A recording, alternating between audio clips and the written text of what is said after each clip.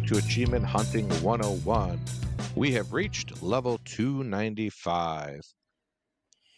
I am Big L. With me this week, we have KooshMoose. Howdy do. Howdy doody time, As they say. as they say in the hood. We also have, as they say in the Wild West, Wild West. How's it going? I do. Is that right? You do the do. You're the train? extreme. Yeah. What's going on, guys? Hello. And we have a special guest this week. He is a legendary figure on the show. But until now, we've never actually talked to this person. He is ELSock. How's it going? Legendary. It seems a little much. I'm just me. What's happening? How are you? Hello. And now, usually on the show, I'll bring on someone who we've at least talked to a little bit or who we game with. This guy, I didn't even know he existed until last week, really. I mean, come on.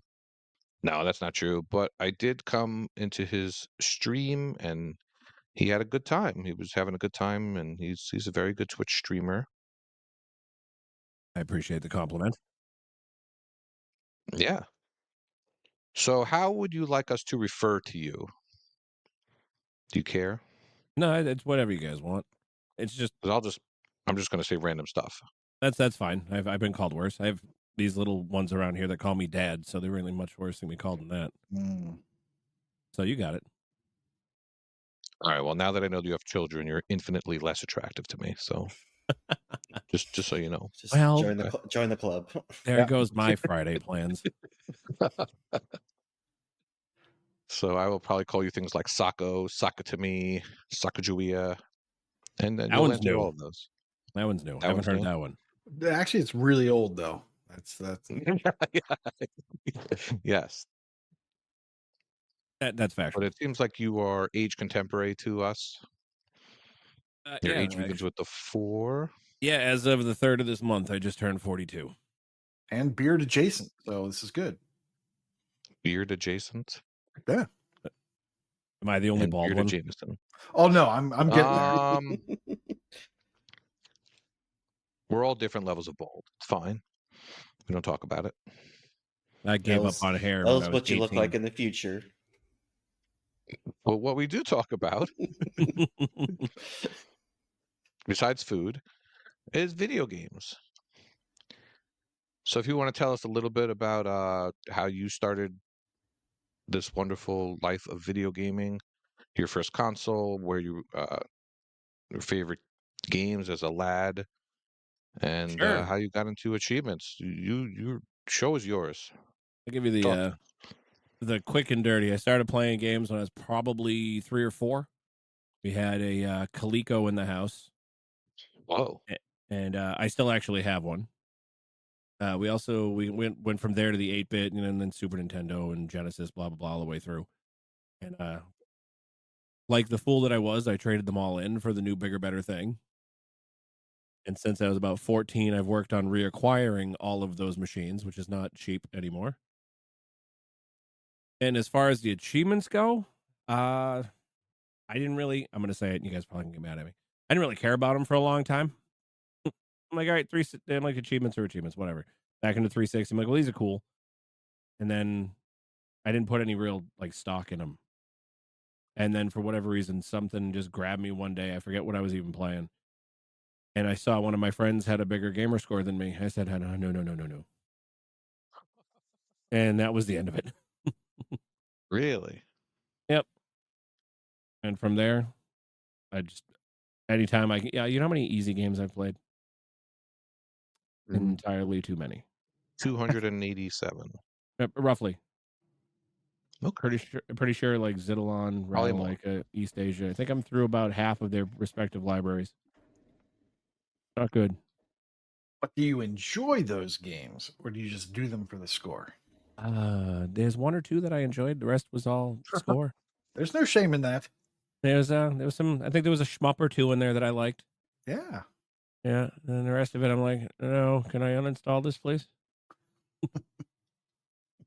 Can't Now, get when on your was this? console and off your console quick enough. Yeah, there's a speed rhythm to last achievement, button, delete, quit, delete, gone, see you later. Okay, next game. Yeah. Yep. That's your speed running. Yeah, speed run deleting. Speed gaming, speed dating, and speed deleting Speed deleting, easy games all day. until they come out with new title updates. I see, and I think one of the games that actually set me off on it too, like I see my buddy score, and I'm like, well, I got to beat him, and then Avatar happened, and I'm like, this is the fastest game I've ever completed. I didn't even make it off like the second screen ish. Yep. Mm-hmm.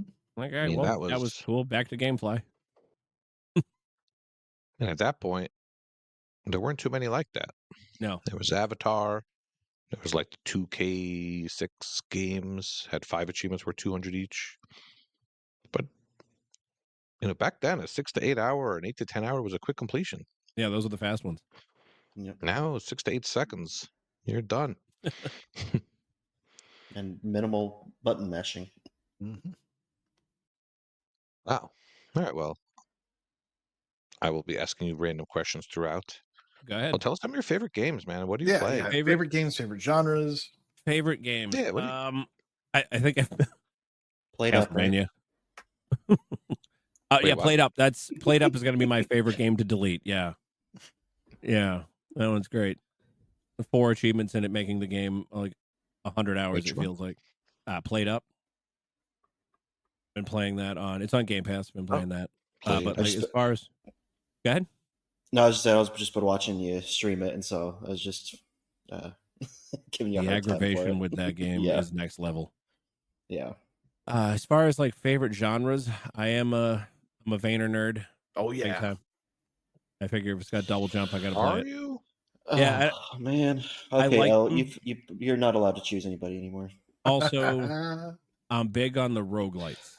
Mm. Like I like the roguelites Does- a lot. Because we have a Vayner channel. I don't see you in there too I'm in often, there. my friends. I'm just Oh. reading. I'm lurking. Oh, lurking. Reading. Writing down notes. Yeah, catching the sales and stuff, I want to see you on the Uh, leaderboards. That's where I want to see you. I'll work on it. Okay, good. I could challenge you. Bring it on. That's how I had broke 1 million. I Yeah. get challenged. Oh, oops. Yes, I remember a few weeks back you broke the million, and I talked about how you sold your soul a little bit. to the. So you got your million recently, right? Yes. And then have you changed your gaming since? Yes. Now I play games that are fun. You retired. Good job. Not I completely don't know retired. if I'm that's still true. getting achievements, but like now I'm like playing stuff I want to play and not just stuff for score. Now you play So- 500-hour games instead. Yeah, right. Now I'm not playing, what is it, Super Ninja Miner. Now he only plays the 3,000 gamer score games. Oh, Pity Pit? Those 5,000 gamer scores. That was That's where you old draw the line. ELSock. Yeah. That's it's the old me. I've upgraded. So as All far right, I gotta as ask. go ahead. Where's the gamer tag come from? That an old nickname? No, it's a combination of two What is it? things back when AOL and AIM was still a thing. I Okay. want to say I was 14, 15, Mhm. and I was doing Spanish homework and reading Garfield comics. And there is a Garfield comic, Okay. which I think I have saved somewhere, where he jumps out of a hamper covered in socks and says, "It looks like a job for the sock."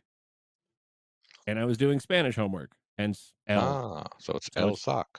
just ELSock. And it's been Oh. that since forever. All right, I would have been It's- better off it's- not knowing that story. It's That's not the okay. greatest origin, but that's all it is. No, I mean, obviously we call you ELSock. It's in the game, Mm-hmm. and that's never going away. I hope it When doesn't. ELSock works, It's just a capital L throws me off, but then the small L kind of looks like, I had it. yeah. I went back and forth with how to actually spell it out a couple times. I'm like, the little L doesn't look right. The space I don't like. So I got rid of the space and just capitalized. I'm like, this is perfect. First 3 caps, last 3 small. Got a little rhythm to it. Okay. It's a really cool story. I tell that one at parties. I'm a hit with the ladies. I mean, all you need is one. That's all I have. Oh, That's all I have. All you need to do is just tell them you're a millionaire. Yeah. Yeah.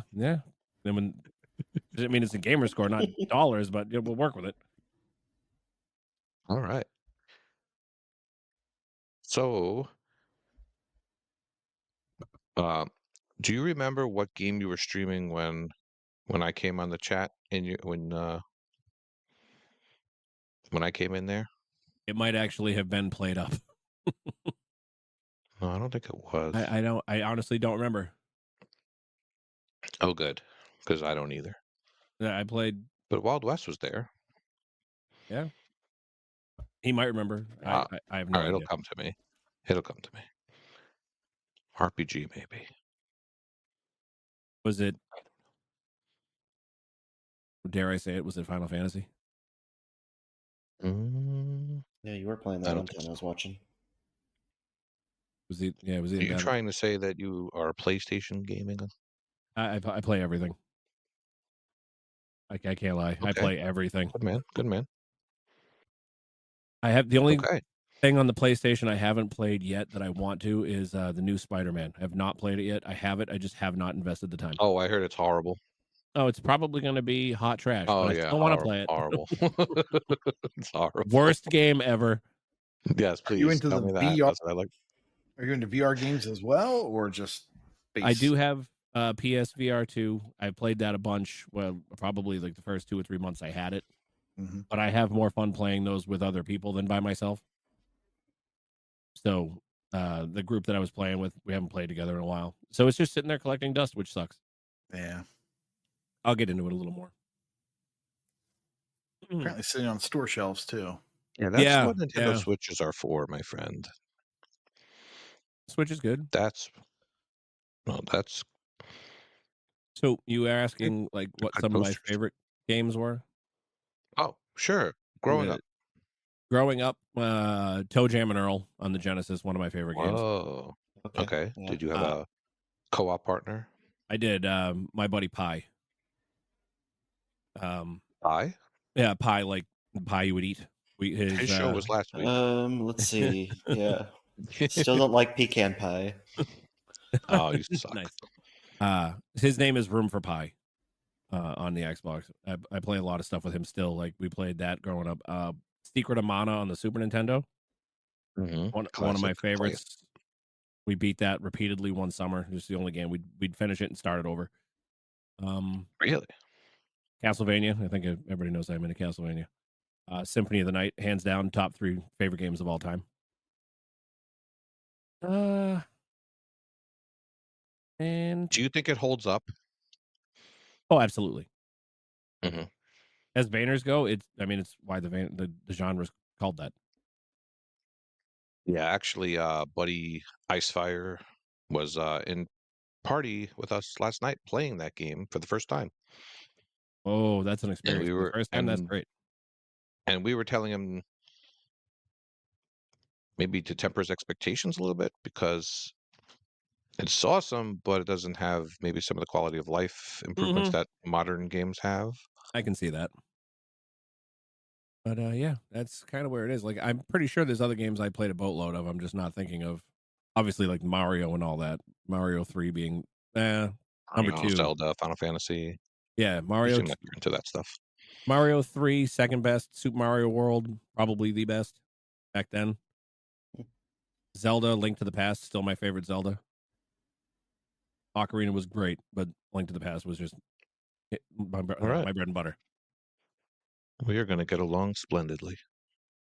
What about nowadays? What are the ones you enjoy? Well, we won't talk about the fact that I have 1,600 hours in Fortnite. Yeah, we figured that out last night. Yeah, let's not talk about that. Learned that the other day. It was that kind of painful. Games that I've invested. Games I've You're invested the playing most time for fun? in. Well, I play Fortnite for fun, yeah.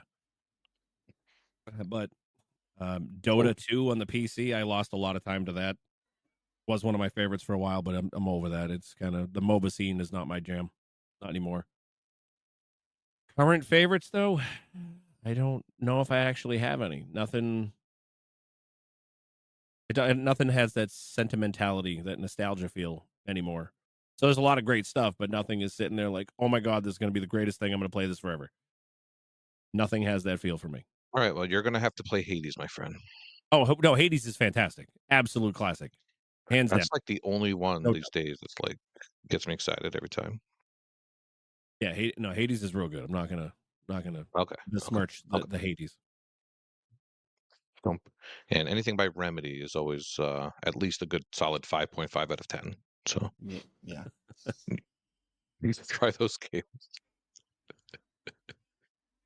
All right. Well, since you are a world-renowned streamer, we decided to ask the question of the week with regards to streaming. And we asked our patrons, in honor of our guest on the podcast tonight, what is your favorite video game streamer / content creator? What games do you like to watch online? And please explain why you would recommend them. And Koosh, you can start us off. All right. I'll start off with Vulgar Latin, who says, I don't generally watch him live. I do like watching some guy, Ecdysis. He does horror speedruns. Find him generally chill, as horror speedruns go. I do watch a lot of GDQ, AGDQ, and other letters speedruns when they are on, or VODs of them, video on demand. That one I know. Games done It's, quick and awesome games done quick. Sorry. I will angry. also Oh, I will also watch Link to the Past randomizer races. They are a great time. Okay. hey, Sako, I bet Yep. you were into those Link to the Past randomizer things. I know of the randomizer. I've never actually watched them, but the Oh, really? randomizer just switching up where everything is in the game is kind of creative. Mm-hmm. Yeah, I've never seen Yeah, one. it's a Could be fun. thing. Very big thing in the I'm just really curious what all Twitch these world. letters are. Yeah, you look up all the letters while Koosh goes on. Chewie on Ice says, sorry to be a negative ninny, which apparently is a thing across the pond, but I don't care about streamers or content creators or whatever. My feelings. Not my thing at all. Rude. ELSock, we apologize. He is so rude. Having said that, if we're extending content creation into guides, then I guess the usual suspects: Bills, Sangrias, Maca, Cheetah, and Welsh Hunter with the sound turned down. Aussie Gamer is good too, but hasn't been around recently. Lordacris is also someone who I think has been doing stuff more recently and seems pretty good. Never heard of him, but I do like that name. Eruteark says, I don't watch any streamers live except the BCMX monthly bonus reveal stream. I do watch the occasional VODs of a couple streamers, Ray Navarez, PM7, M&J TV, if the game concept interests me enough. Usually there's some form of chaos going down so I can get a good laugh out of them. As a recent example, watching Ray play Uno with some of his friends was a blast. Yeah, I'm really bad at Uno. Who's Ray? Oh, Narvaez. Ray Navarez. Yeah, I I'm play really bad at Uno. Uno. I create content playing Uno. Yeah, I'm really bad Oh, at like tell card us, games. tell Like, us, I tell just cannot remember things. Like my short-term memory is gone, and I cannot play card games very well. So I remember boosting Uno, and the people I was playing with were very frustrated because I just kept getting confused about how I card forgot games to say work. Uno. Yeah, so that one Uno would means be, one, you know. maybe that'd be funny for some people to watch. But yeah, I'm aware of what Uno means. Oh, okay. It's the Yeah, masculine one. it's not the Roman numeral, but I figured I'd to help you out. No, I can do Spanish Roman numerals. got it. This, so for me, do I watch video game streamers or content creators? No, not really. Do I like to watch games online? Sometimes. I do like to stay current on almost every game that comes out for the Xbox. I just want to see, to know what it is. It's gotten crazy in the past couple of years. Just trying to just be aware of what type of game a game is that's coming out like next week and all that fun stuff. And would I recommend anyone? I mean, I hear ELSock's pretty good. But other than that, no, I don't really know those people. I don't.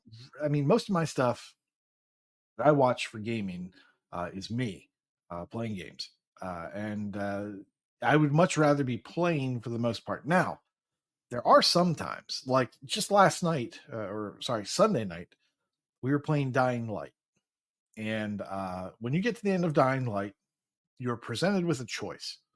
You can do the left bumper option or the right bumper option. And we looked it up, and the the guide said, the solution said, the left bumper choice is faster. And that'll end the game faster, and then you can go on and do the next thing you need to do. Whereas the right bumper choice takes more time, it's got more story, and there's a boss fight. So we obviously picked the left bumper and ended the game and then moved on to the next thing. But I have the intention of actually going and watching somebody play that because I don't want to do it. But I will. That's the sort of thing that I will go and watch, like alternate endings that I don't want to spend any more time playing. But I don't do that regularly, but I will do that on occasion. Hey, You're gonna make me blush with all the compliments. don't worry. I'll take it down a notch. No, thanks. Yeah, L's quick to do No that. problem. Staycation, aka Skeptical Mario, says none of the content creators I watch are game related, so at the risk of being cliche, I want to shout out a Demagen at demagen.co.uk, who makes excellent high quality maps for veiners. Oh wait, I do watch Cracking the Cryptic when they occasionally stream puzzle games. Smiley face emoji. Oh. Cracking the Cryptic.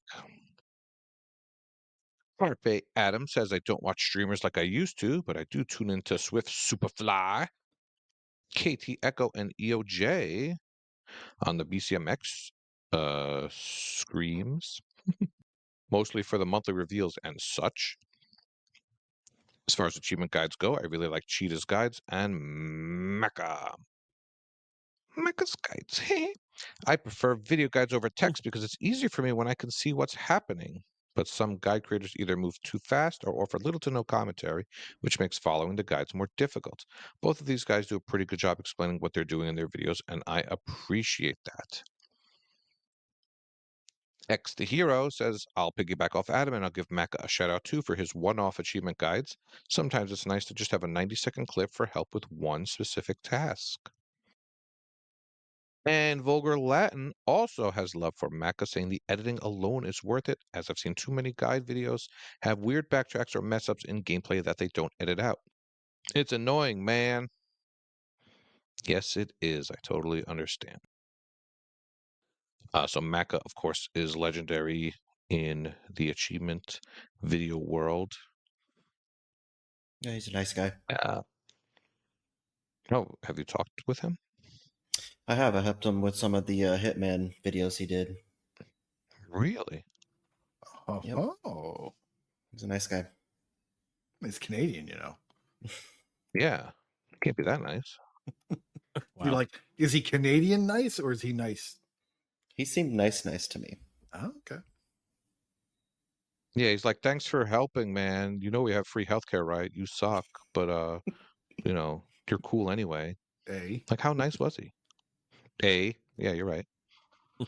Oh, we were working on some of the Hitman achievements, and he was asking for some tips and stuff like that, and wasn't I don't know. He didn't come off very rude to me at all. He was very respectful. No, he's nice. Asking for tips, did he say, "What do you think about that?" Right, exactly. Well, I'm partial to my New York brethren, Bill Zumanati, who I like his videos. He talks them out, but I think I'm in agreement with a lot of people that prefer text guides. But sometimes you just need a video guide. And there's someone who I was just introduced to recently in Goat Simulator 3 collectibles, and his name is Trophy Tom. Has anyone heard of this guy? I have not. Maybe. Mm-mm. Because his guide for the collectibles, fantastic. PlayStation, right? Just Obviously. fantastic. Trophy Tom. I mean, no. Mhm. It's okay. Absolutely not. Sometimes we have to just Well, mentally the- substitute trophy with achievement. I get it. The collectibles in Goat Simulator are trophies themselves, you see. So So he only We'll plays just go along- games where we'll the just- collectibles are trophies. Got it. correct. That is correct. Understood. That is Factual. 100% correct. So he did something very interesting that I don't know if I've seen before.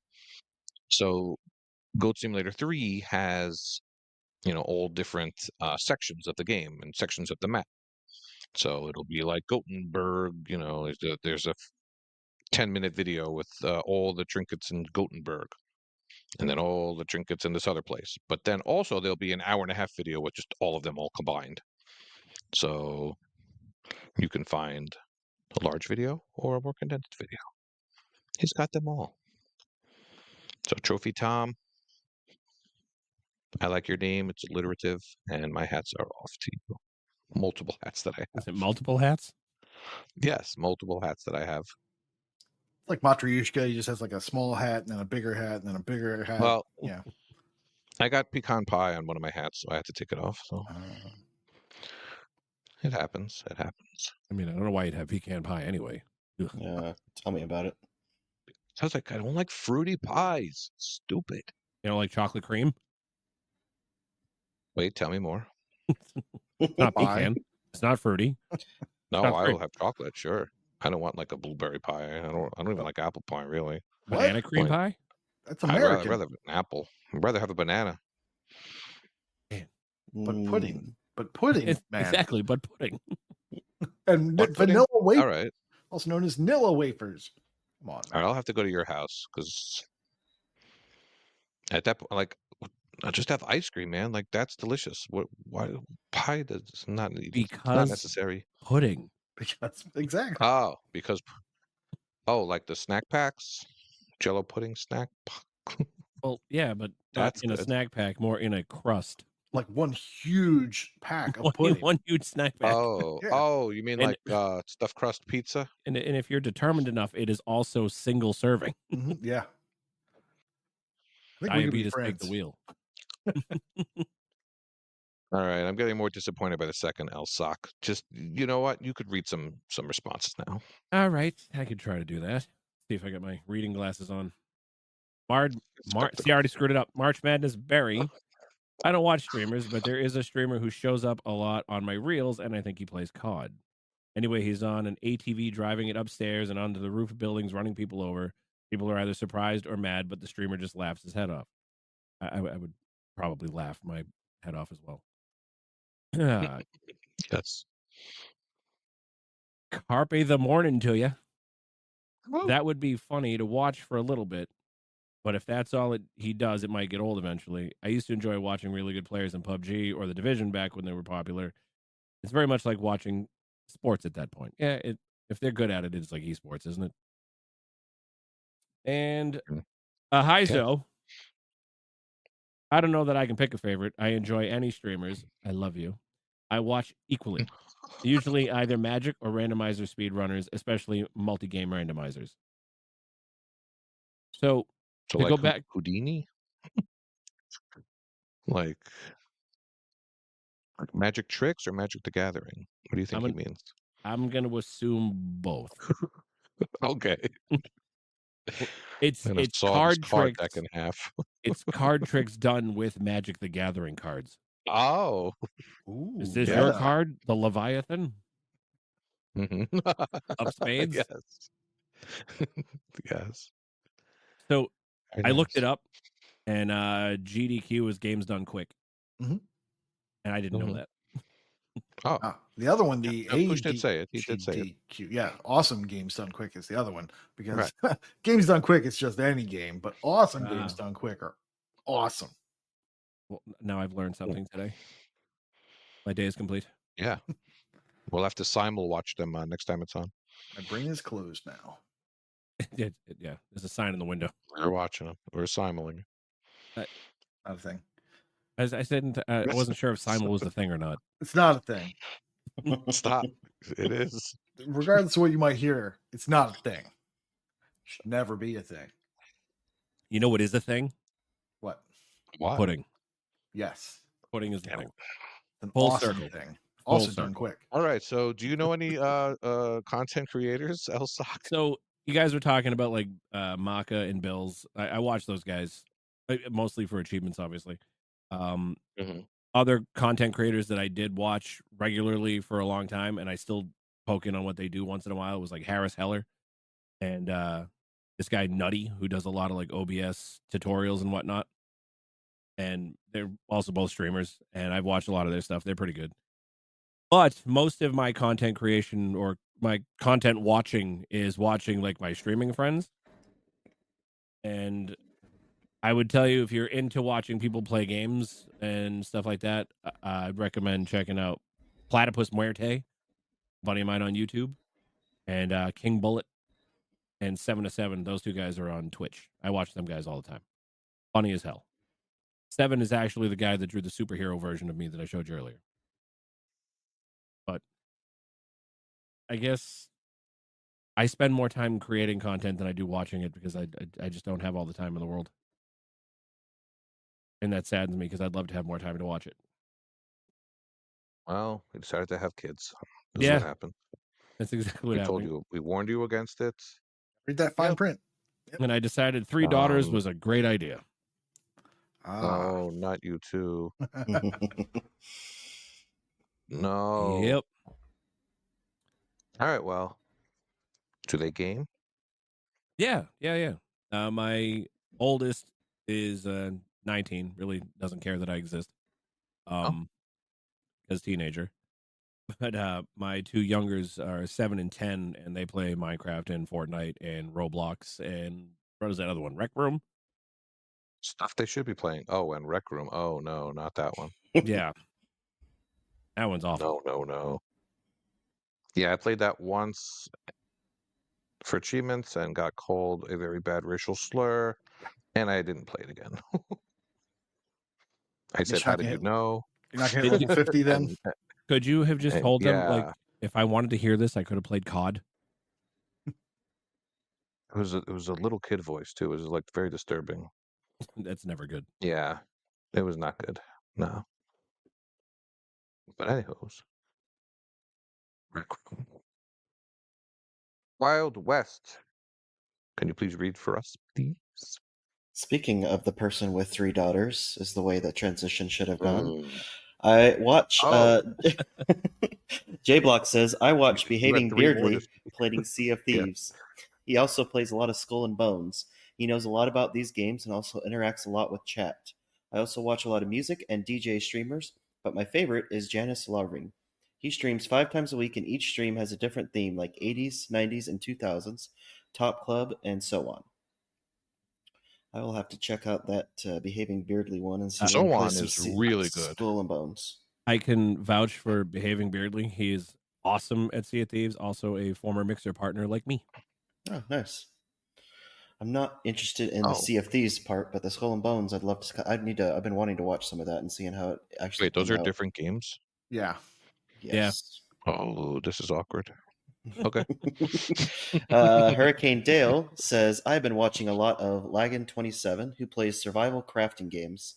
Loads of Grounded and Ark. Also loving Snamwitches, who streams some difficult achievements like Akumu mode on Evil Within or Hardcore on Alien Isolation.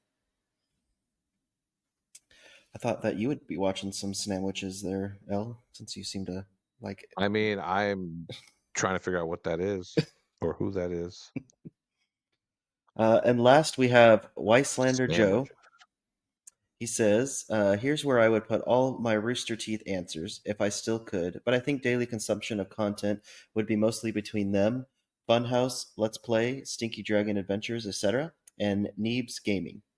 Then there are other YouTube channels that I roll through every now and then, like Game Grumps, Rocket Jump, Corridor Digital, and Joel Haver. So anything in the Venn diagram of comedy and gaming.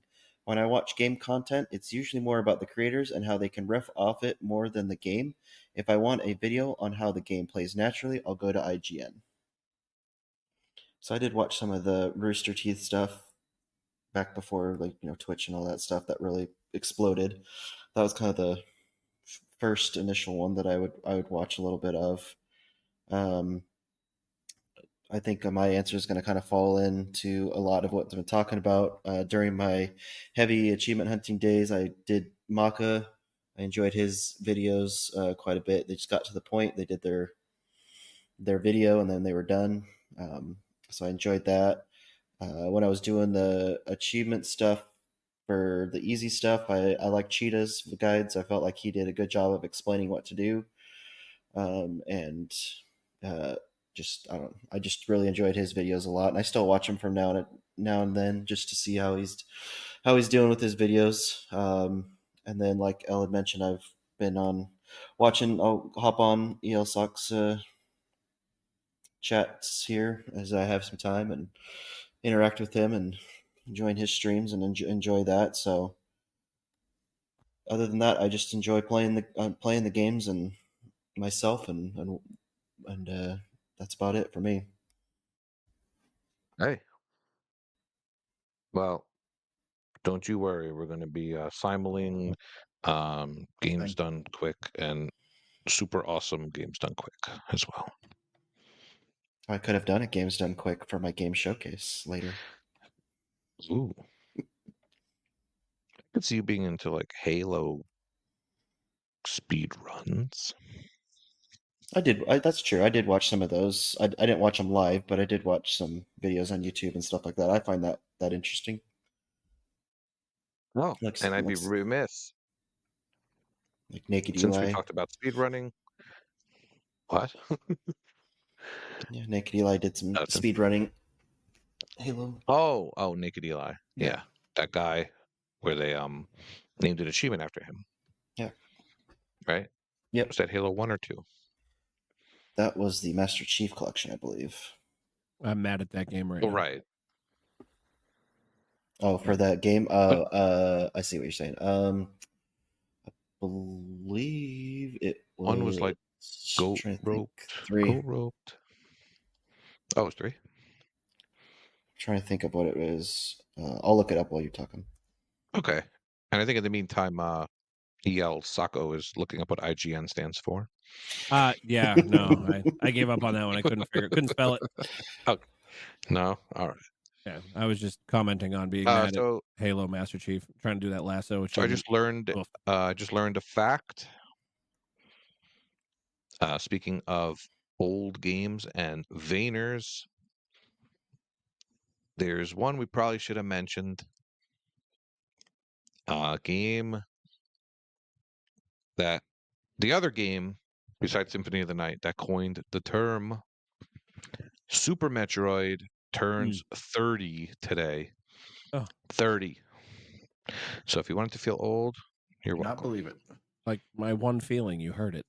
That's the Super Metroid. That's not just Metroid. That's Super Metroid. No, that's like Metroid's Super older brother. Metroid came out. That's ridiculous. It came out in Japan March 19th, 1994. Your younger brother. Sorry, younger brother. And that's where quality of life comes in. You put that map in. You put this crazy little thing called save points. Yeah. So good. That game holds up. Yeah. So apparently it was Halo 4. It's called Naked Tyrant.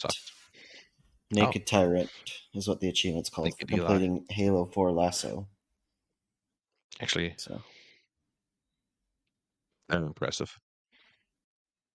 Okay. Next on our little notes, there's the targets for March.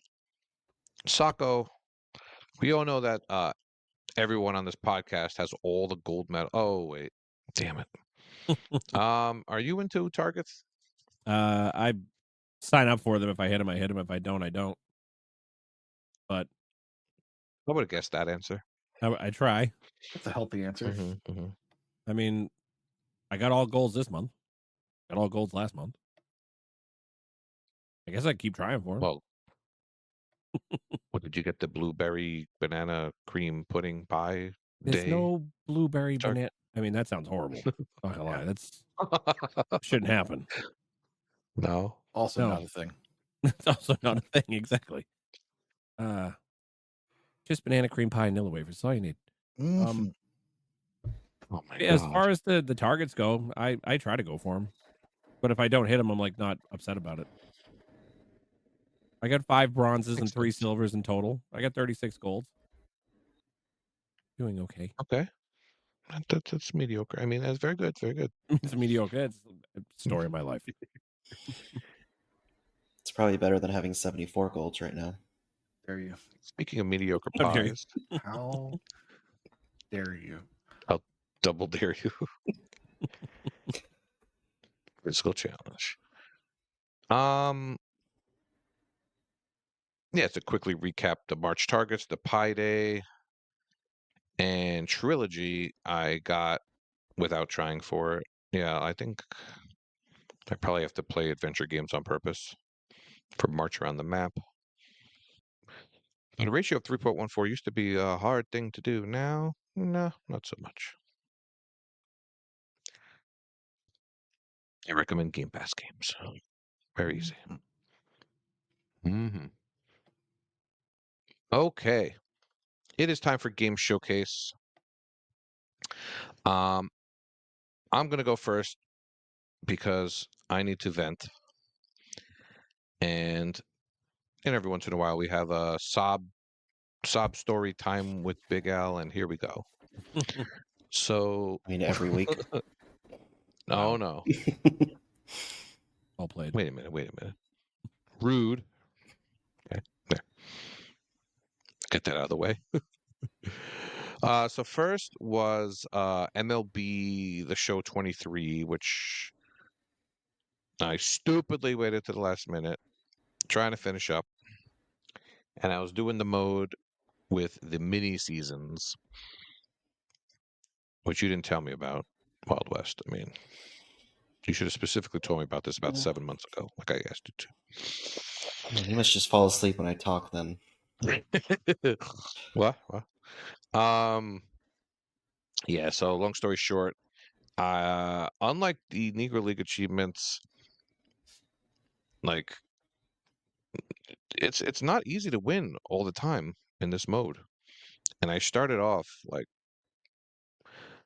3-8, something like that. And I probably should have started over, but I didn't. And then I realized, oh, dummy, you should be opening packs and putting these people on your team, Yeah. and now you have a good team. Yep. So I finally wound up with a decent team. And I got to like 12 and 10, and I'm like, okay, I should be able to make the playoffs. And I went on a losing streak. And for those who don't know, in MLB The Show, you cannot trick the game or start over if you're losing or anything like that. If you quit out, you get a loss. If you disconnect, you get a loss. This game is very mean. I mean, maybe if you have the disc, you can finagle that or go offline or something, maybe, but you cannot trick this game. So long story short, I got to the last game and I won the last game, but it just said you finished the season, you have to start over. It doesn't even show you the standings. I presumably did not make the playoffs, so I could not progress and get that achievement. So that sucked. And then last night was supposed to be Marvel Ultimate Alliance Day. And I'm always yelling at my guys for not having their 360s ready. And, I turned on my 360 and I got everyone's favorite message your console can't connect to Xbox Live. And with the the error code 8015190A, I'm sure everyone's gotten it. I'm sure everyone's seen it. It sucks. So I couldn't get online on the 360. Now I tried signing other people on the 360 and they worked, but my tag didn't work. I said, okay, let me try signing on via backwards compatibility on the one, and same error. So I said, okay, it must be something going on with my account. I tried changing my password. I tried um, deleting my profile and downloading it again, and it wouldn't let me download my profile again. And I started asking around, and Heizo said, did you try changing your setting for your Game Pass subscription? I said, huh? And I guess someone figured out that if you have your Game Pass subscription set on off for auto renewal, you turn it on, and if you have it on, you turn it off. And for whatever reason, this seemed to work. And I was able to re-download my profile and got it to work.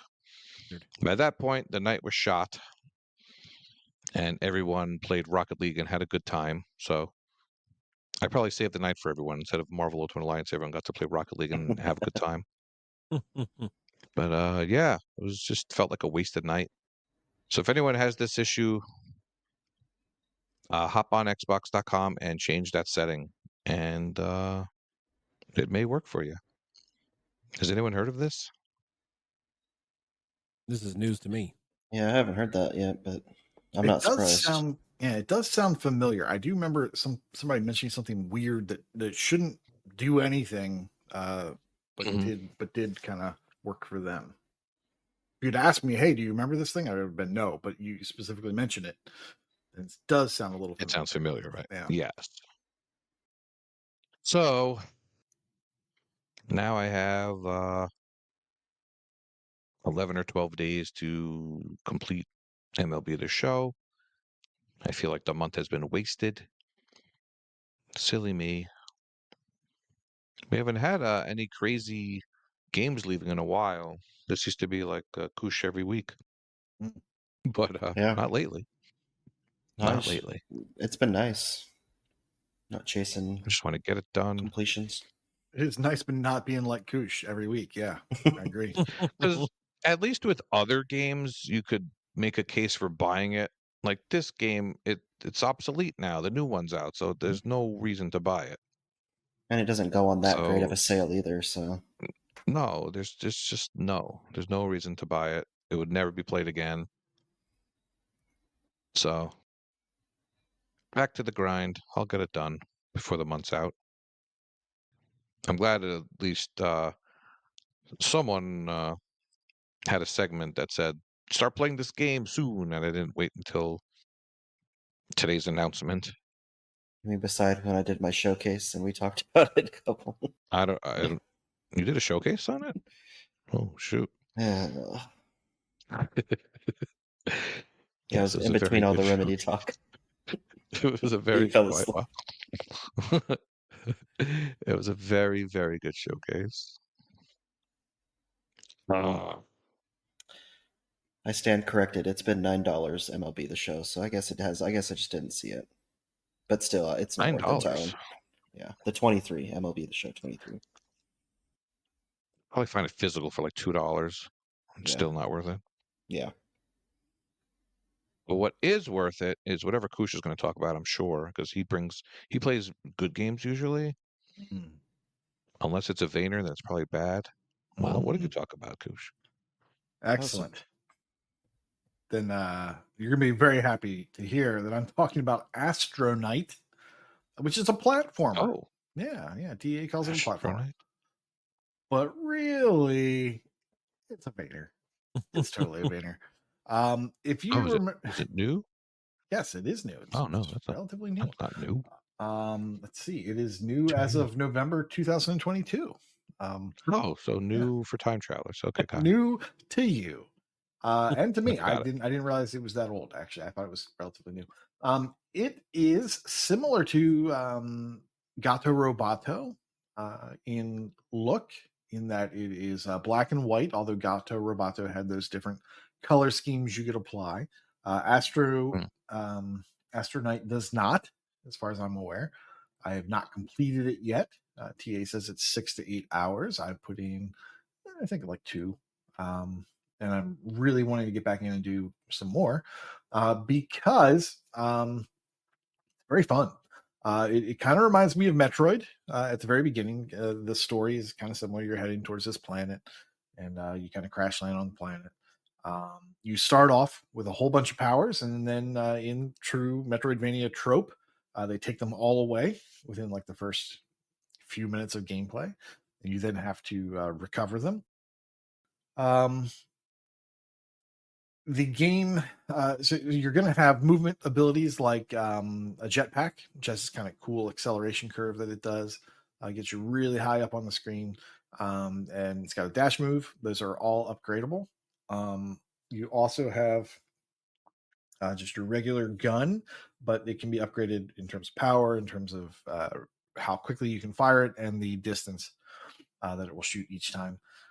You have a map. Looks just like a Vayner map because it's Vayner. And hopefully it will be genred on TA before too long so that you can get that on the boards and start earning credit towards your leaderboards. I can't really say too much about the game, having not played all of it. But so far, it is not like those East Asia Soft Vayners. This game is actually, I consider it to be fairly quality. It does not feel like a cheaper, shorter game, even though it's 6 to 8 hours. I believe that it is 6 to 8 hours of quality.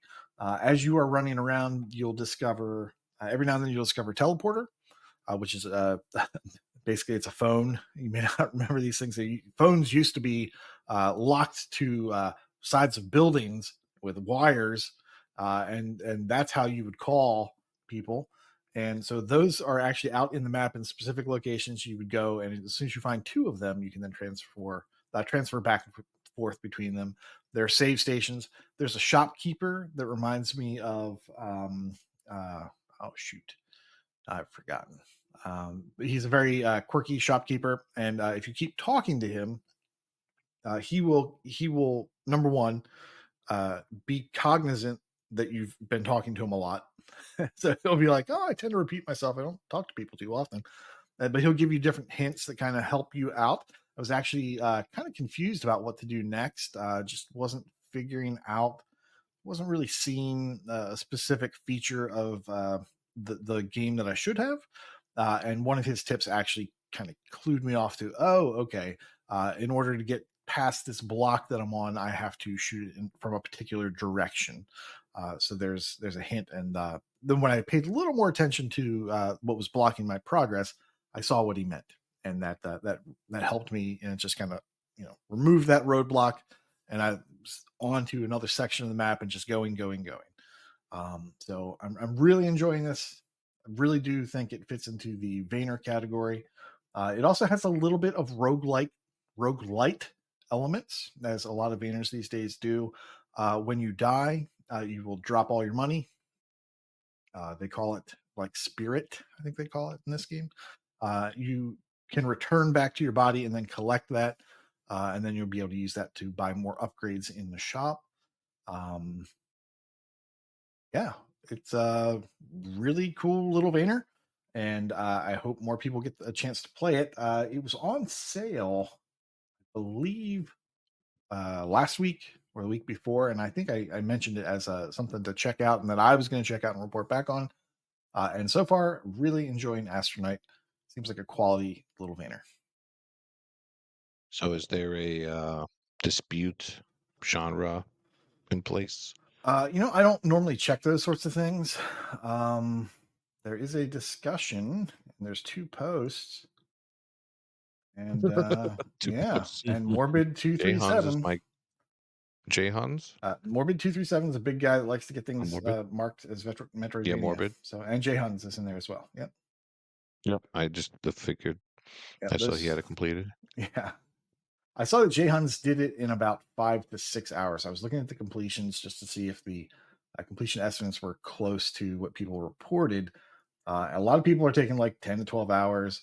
Jayhuns takes like 5 to 6, which makes sense. Just kind of blasts through the veiners. Yeah, this does not look like a traditional platformer at all. I don't understand how that No. would be. So you're saying when you die, you drop your monies. Yes. Is it if you die again, they're gone? I haven't suffered through that yet. I'm just And I curious. Like didn't feel like experimenting. Oh, I wouldn't humble experiment brag. either. Yeah, I believe you would So lose good. them. That's what I expect to happen. There's actually a power up you can buy or a bonus you can buy from the shopkeeper that will guarantee that when you die, you keep 25% of your money, and then the other 75% is on the ground. You have to go pick up. But Mm. I didn't want to test that I because wouldn't test it either. yeah, I was having a hard time progressing. So I was like, okay, I guess I'm supposed to grind here, right? There's this little loop I can take. I'll get a whole bunch of spirit or coin or whatever you want to call it, and then I'll teleport back and I'll lose 25 to the operator cost or whatever, the teleporter cost, and then I'll just keep doing that, and I'll upgrade my gun, and then my gun will probably destroy a wall that it wasn't able to destroy before. Well, that's not the case. I just wasn't shooting the right block, and because the range of the gun is so short initially that like I had to get past this really spiky thing I didn't want to do because I would probably drop my spirit coin. But well, once you do that, there's this wall that if you shoot it from the right direction, it blows up. It's actually kind of satisfying with the animation that does too.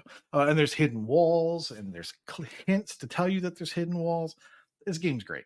I'm really enjoying it. It's really quality. It is not, even though it's a short game, there's a lot of time put into it, and you can tell. I have it price watched. Nice.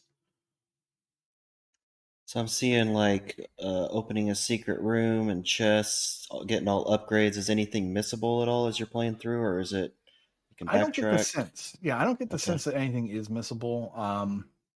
There's nothing like beat this boss without taking any damage. There's no like difficulties. I don't believe there was a difficulty selector, so you don't have to go back and play. It's not like difficulties are unstackable. I just don't even see them. And I believe I don't think they're going to lock you out of the game once you finish it if you want to go back and clean up. But I can't confirm or deny that right now. Doesn't feel like that though. And like I said, the puzzles are pretty well done.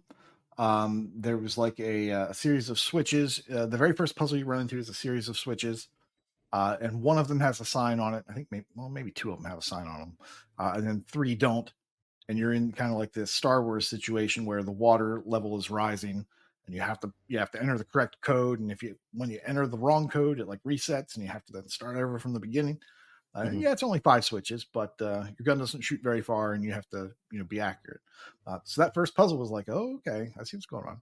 And I've gotten to the second puzzle, which had to deal with a series of locks, and every time you shoot one of these 3 activation points, a different set of locks move. So you just have to kind of figure out the pattern to get them all to line up, and then that's the second puzzle. And apparently there's more puzzles because there's an achievement for solving all the puzzles. And I'm having a good time with it. No guide? No guide, but you know me. I wouldn't want to do it. There's no walkthrough on TA. I'm sure there are videos. It's a short enough game that I'm sure people have Don't do it. speed runs and walkthroughs and all that. But you don't really need it. Just talk to the shopkeeper. He's a good guy. Just don't talk too much. Yeah.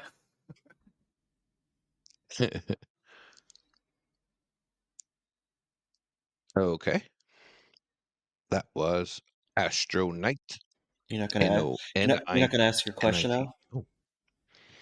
About price? Would you have bought this game for $15? Would I have bought it? There No. you go. There you go. No, I bought it for less.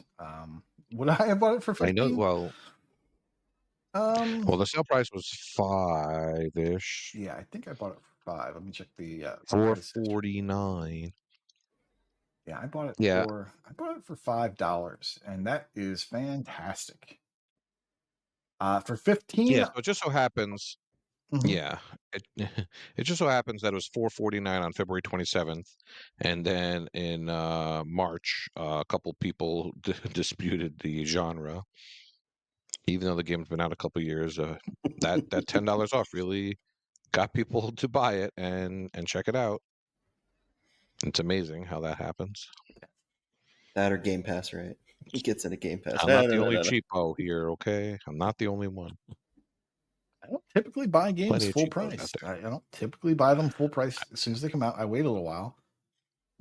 A lot of Mm, times, these smaller If it games was a month licensed, later. if it was licensed, Well, that depends. I mean, if it's Star Wars, I'm doing it. Like, sorry, if it was Astro from the I'm Jetsons, playing Star Wars you would Jedi do. the second it comes out. Sometimes I'm playing it a week before it comes out. Like that's going to Oh, happen. But these smaller independent things, sometimes they'll go on sale like a month after they come out or 2 months out. And that's mhm, about the time I will pick up the things unless I know for a fact that I'm going to like it. gotcha. Okay. Am I allowed to proceed now, Jameson? Yes, you may proceed. Fine. All right, that was Astronite. And since you want to talk so badly, Wild West, it's your turn. All right. I was getting ready to talk about a brand new game that I started the other night, but then I got enamored, just like Koosh usually does. I got enamored by the shiny new thing on Game Pass, and I decided to hop right into MLB The Show 24. I decided not to wait until next year at this time for it to be leaving Game Pass. I decided to go straight into it. And for those who are interested in the achievements, they are a lot quicker this time around, just like we thought they'd be. I started it today, and it took me I think I had about an hour of just on a screen while I had to take a work call. Outside of that, it was probably about 5 Was it hours. good? Was it a What? good screen? Oh, real quick before I forget, Sure. I've never seen this before, so tell me if this has always been a thing. When you boot up 23 now, Hmm. it says this game is leaving Game Pass after March 31st. Um, and like there's a whole big thing that comes up every time you boot it up. It's very annoying. It says the game will no longer be a game part of Game Pass. Add it to your wish list so you'll know if it comes back or goes on sale, or buy it now to keep on playing. I think that's a new thing. I would get an update if I like my Game Pass subscription is getting ready to expire, but I don't know if I've ever seen that Mm, before. Koosh would know. He plays a lot of Game Pass yeah. games. Yeah, I play a lot of Game Pass games towards the end, but I don't play the sports games very often. So I think that might just be particular to that one. I don't think Okay. that unless it's brand new, I don't think so. Like I'm playing Hot Wheels Unleashed right now, and they're not warning me. Yeah, Oh, maybe that's just a see, because racing's not a sport. Gotcha. Ooh.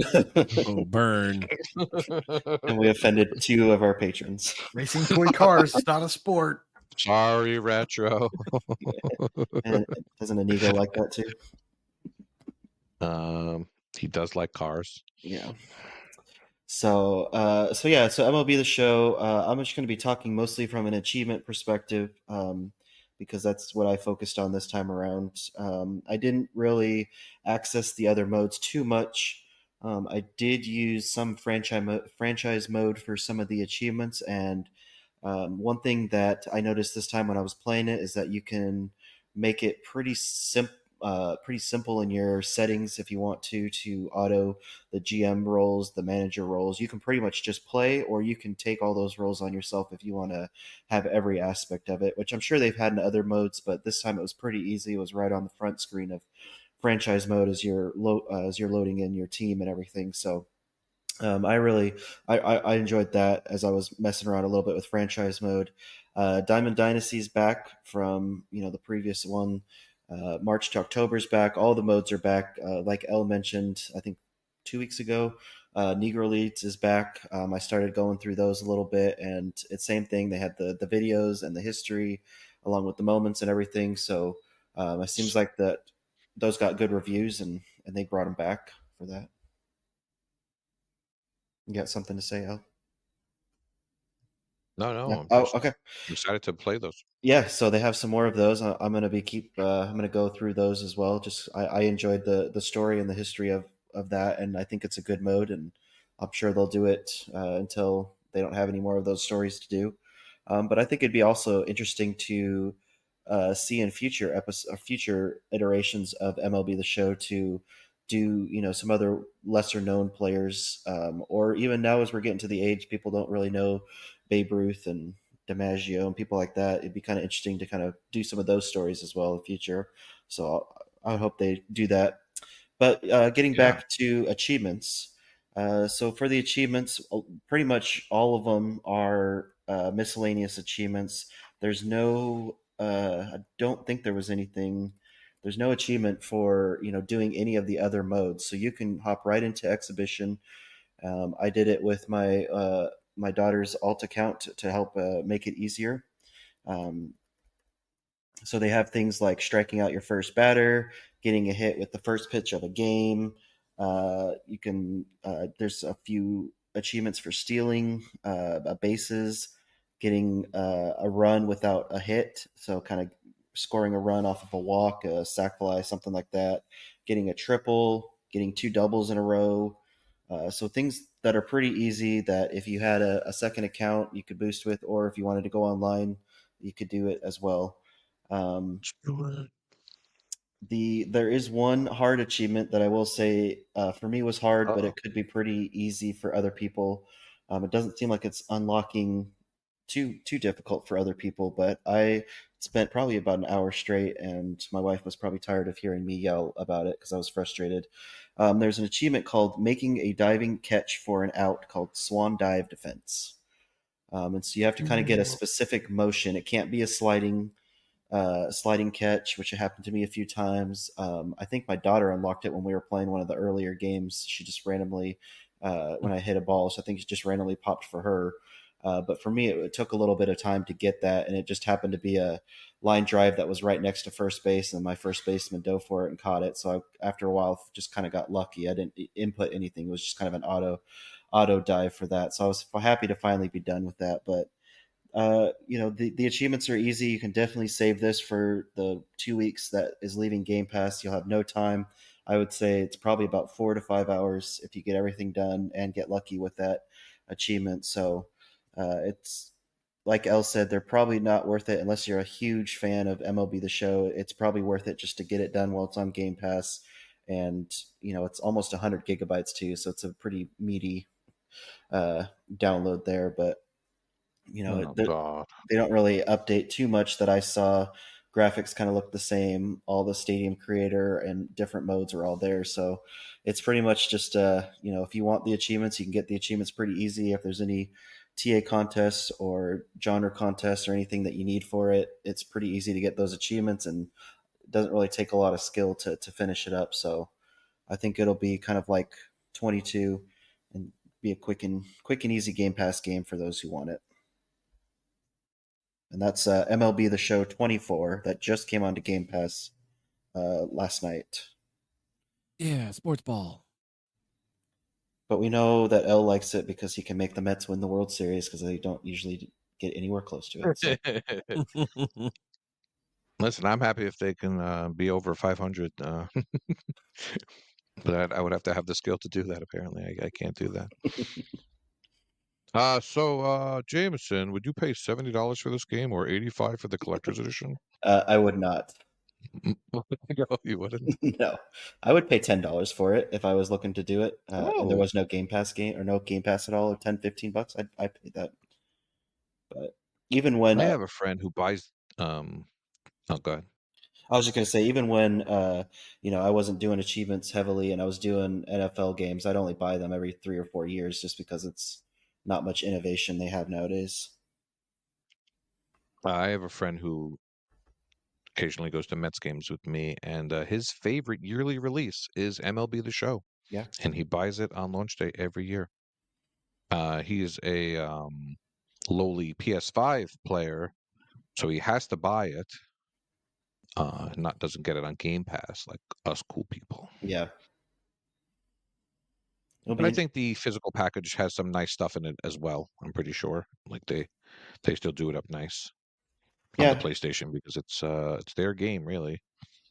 We're just along for the ride. We're borrowing it. Yeah, I mean, it comes with, if you get those extra editions, it comes with those packs like you were talking about with Diamond Dynasty. So I know some people really get into that stuff, or hmm those modes and Oh yeah. the MUT modes or MUT modes, whatever you want to call it, for NFL, and I know NBA 2K is the same way. So I mean, yeah, it totally comes with Madden Ultimate Team. yeah, I guess it's true. Yeah.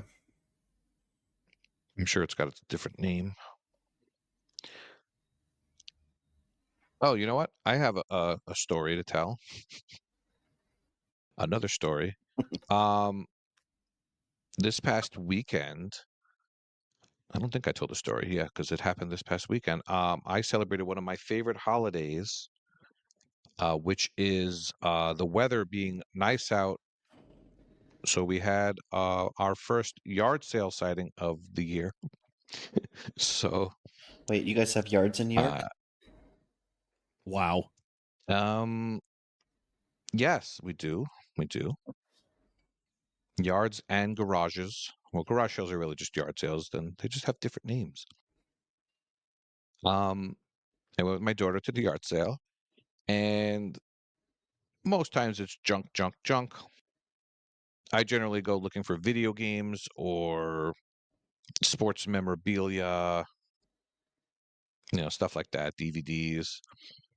And I saw, believe it or not, someone had this hardcover book about the Negro Leagues. Oh, okay. So I said, okay, let me look at this. And it's this huge book. And I said to the guy, how much you want for it? He says $2. I said, how about $1? And he said, okay. So I got a nice new book for $1. And if it wasn't for MLB The Show, I wouldn't have known. Like on the back, they talked about Buck O'Neill, Mhm. and I wouldn't have known that name. So I know it's a very exciting story, but Did you there was one really? quote. Did you really talk him down What? from $2 to $1? Was that I necessary? was waiting. I was waiting. I was waiting. Yes, of course. That's the whole point of going to yard sales is to Okay. haggle, man. Okay. And he needs his sandwich money, And so he needs every Sandwich dollar money. That's counts. the whole point. he needs that extra meat on the sandwich. Yeah. I just like to stare the guy down and Show that you're a see if he'll man. do it. Larry David style. Because if he said no, I would have taken the book and thrown it at him, and we would have gone to war.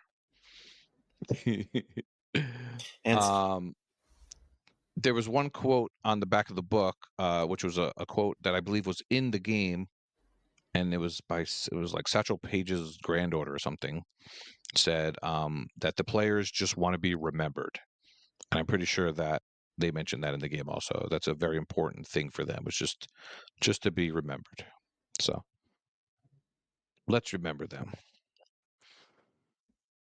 And let's remember that ELSock has No, been hi. sitting here quietly waiting, Waiting. because he apparently doesn't like sports ball. Not my jam. So, come on, you didn't play Tecmo Bowl growing up? Come on, No, and I did. I still have it, actually. Tecmo Bowl's the best. It's something. All right, So, I'm gonna step away while you talk now, so I don't curse you out. It's something. It's amazing. Tecmo Super Bowl's amazing. All right, Xbox. yeah, Tell yeah. us what game you brought it to us, please. So I tossed a couple different games around. I've been playing a bunch of different stuff lately because I never play. You can talk to us about multiple games, man. That's my specialty. I've been Koosh dabbling. loves it. I've been dabbling in the Mass Effect Legendary Edition. Oh, We're not going to next. talk about that. I tried. I tried to get him to, but no. I looked at. What do you play? 20 minutes of one, then 20 minutes of two, and then 20 minutes of three, and then 20 minutes of Andromeda. I play so many games for 20 minutes, and I should play 20 games for so many minutes. But yeah, really. I actually considered, because I learned something today. Yesterday rather. I considered picking up RoboCop just so I could play that for a bit and talk about that. Because I learned that in canon, RoboCop is actually a transformer. What? What? Yeah, in that universe, he goes by Stoptimus Crime. Oh, very I good. walked Okay. right into that. All right. Anyways, moving on to my I've heard that. That was good. That was good. actual. Now I'm game. sad. Now I wanted to actually. I want to hear the sound. I can't do it. If I Wow. had it on deck, I'd hit it for you, but I can't do no. All right, you have time. Multitask. Go ahead. I'm All right. just trying to picture Peter Collins saying, "Dead or alive, you're coming with me," because that would be great. Anyways, my game for a showcase was Ship of Fools. I've been dabbling in that for the last couple of weeks. It's co-op, so I've been playing co-op. I have not played single player. I assume it is the same game, just alone. So what it is is That sounded so so sad. sad. It Just is alone. a roguelite, and you're on a boat. You have cannons you have Oh, to good manage video. to kill the enemies that are trying to get to you. And you have to pick the cannons up and move them to the other side of the boat to shoot the enemies that are down below. And then pick them back up and move them back up to the top of the boat to shoot the enemies up top, all while loading these cannons with cannonballs and manning them to do the firing and slapping things off your boat so they don't destroy your boat. And I'm going to try to get back into actually making sense of all this because I'm just kind of throwing information out there with no real point. There is an island that you're trying to put back together. And you get sent off into the void to venture off to find what you need to find to fix the island. And the map that you're on, you pick little squares. It's like the map's like a grid. And you pick little squares to go to. And when you go to your square, there's like I want to say there's a fish on it or a little treasure box or a question mark or something like that. You go there and then it cuts to your boat sailing along and you have to kill some stuff. And if you had like a treasure chest, you'll come up to like a little island or like a little dock. You get off the boat. There'll be like a vendor there or a treasure box or something. You get whatever you got from there. There's power ups and stuff you can get for your boat, different cannonballs and stuff like that. You'll find those.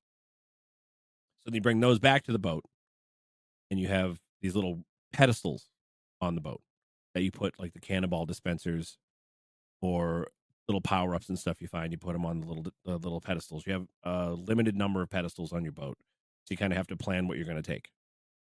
Because if you die, boat sinks, you start over. You're back at the island. Roguelite.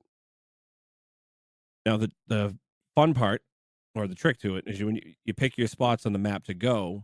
Every time you move your boat one of these spots on the grid, this creeping death comes in from the right, and after X number of moves, it takes over a chunk of the map. So you're trying to get as much resources and money and little power-ups and treasures you can find, knowing every few moves, this creeping death is going to take over more of the map. And when it finally gets to a point where you have no choice but to go into creeping death, it's a boss fight. And the boss fight's been pretty good. The game is very pretty, if you ask me. It's got a Castle Crashers-ish kind of art style to it. I'm trying to see what else I got. What there's- entails the boss fight? What do you do for it? Okay, so in one of the boss fights, there's a kraken, and tentacles come up out of the water trying to hit the boat, and you have to keep shooting the tentacles or getting close enough to the edge of the boat to hit him with your shovel to get him away from the boat. And after you shoot enough tentacles, a big kraken comes up out of the water, and you hit him a bunch of times. He goes back under, rinse and repeat. Okay. If you don't kill the tentacles fast enough, they slap the crap out of your boat, and the boards pop off, and you have to either catch the board and put it back. With the cannons actually have a harpoon option. Use that to pull stuff out of the water. So you try to pull the boards out that they knock off, put them back on. Or if you're lucky enough to have found a little bundle of them and you have them on the boat, you can repair the boat or whatever. So I've only been doing this with my buddy Drop the Mic. I've not played it solo at all. I have to assume it's the same game, just alone, like I said. And the game's been great. Do you guys have any questions about it? Because I am terrible at explaining how a game works. What kind of stuff are you looking to improve with your monies and all that, or whatever you're doing? You buy more harpoons. You buy different kinds of cannonballs. You can buy bundles of wood. There's you get wood, power-ups, new cannonballs. And so far I think just little upgrades for your boat, stuff like that. There's like 2 characters you can pick at the beginning to play as. There is a selection of characters you can have, but you have to find them all hidden throughout or do different challenges to unlock them. All the characters have different little power-ups or abilities. There is one that no matter if you shoot a harpoon and it actually hits something, you get a harpoon back, so it doesn't actually use one. But if you miss, it's gone. Trying to think of how else to go. What else to tell you about it? It's about 25 to 30 hour completion before DLC. I've not gotten into the DLC. I don't know what any of that is. I've only played a bit of the main game. It is put out by Team 17. They do mostly good stuff. And it's currently $22. And I would recommend paying that for it. It's real good. I'd catch it on a sale too if you can, but 22 is not bad. I'm having a lot of fun with it for what I paid for it. I bought it full price. It's only 2 players. Yeah, sadly only 2. 1 or 2. Okay. It's 4 cannon spots, but only 2 players. Got it. Yeah, So- there's good. Now, I was going to ask for the roguelite portion. There are ways to make a lot of times there's ways to make your character or your progression improve as the more you play. Is the way they do that, is that by finding the new characters, or are there like little upgrades that you'll be able to keep as you go? There's different boats you can get, Okay. and you can unlock new like pedestal sets. So your boat only has 4, maybe you can upgrade it to have 5 or upgrade it to have 6. On the main island, you when you're out venturing, you'll find other people besides playable characters. You'll find people that go to the island and they'll set up shops and they'll do like upgrades and whatnot. Like There's permanent upgrades, though. Yeah, like a permanent upgrade, exactly. Okay. So there's 4 different types of cannon. There's an Mhm.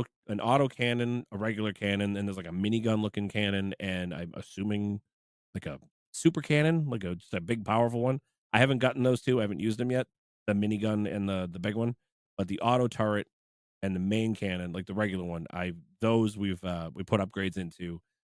The auto cannon does exactly what you would think. It aims and just shoots on its own. You just have to keep pumping ammo into it.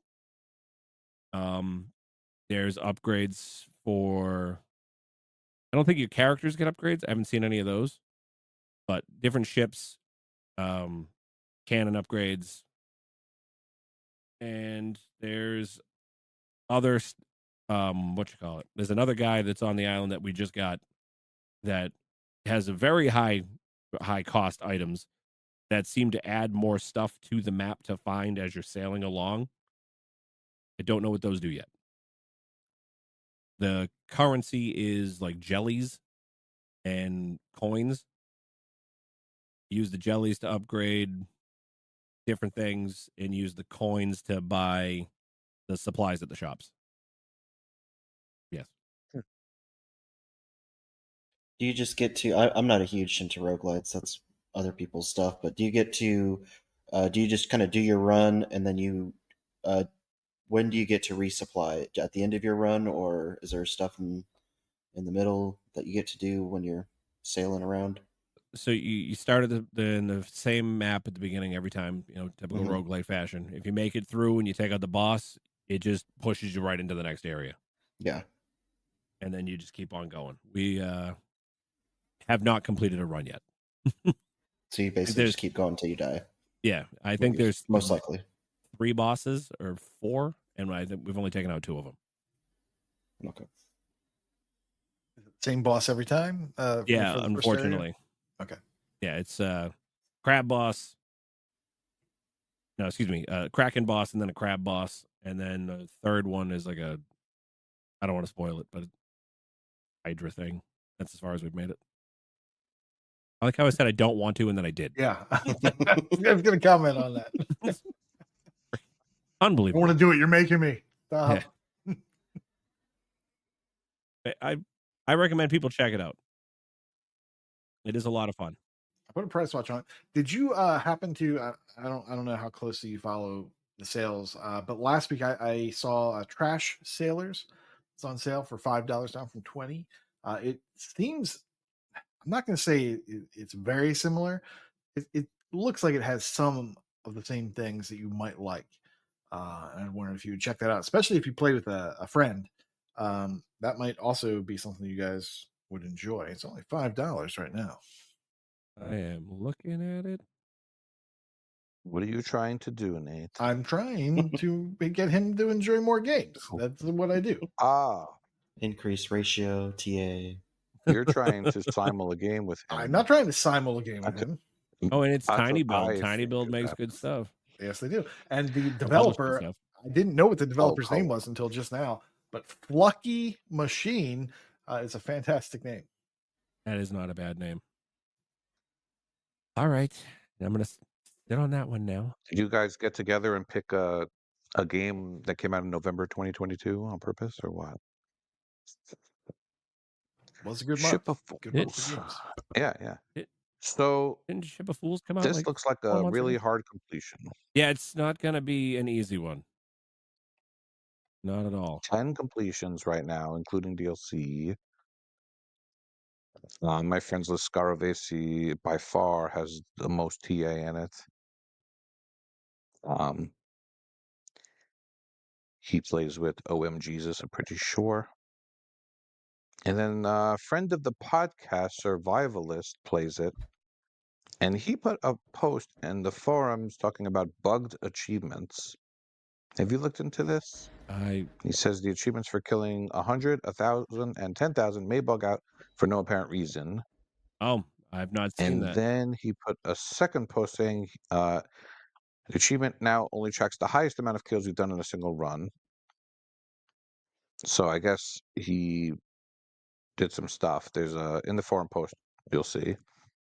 And then it looks like the devs are aware of it, and you go in their Discord and talk to them about it. So that's always nice when the devs care, and you can chat with them in their Discord. That'd be kind of Yeah, crazy that's to real do. nice. When looking at that. 10,000 one run. And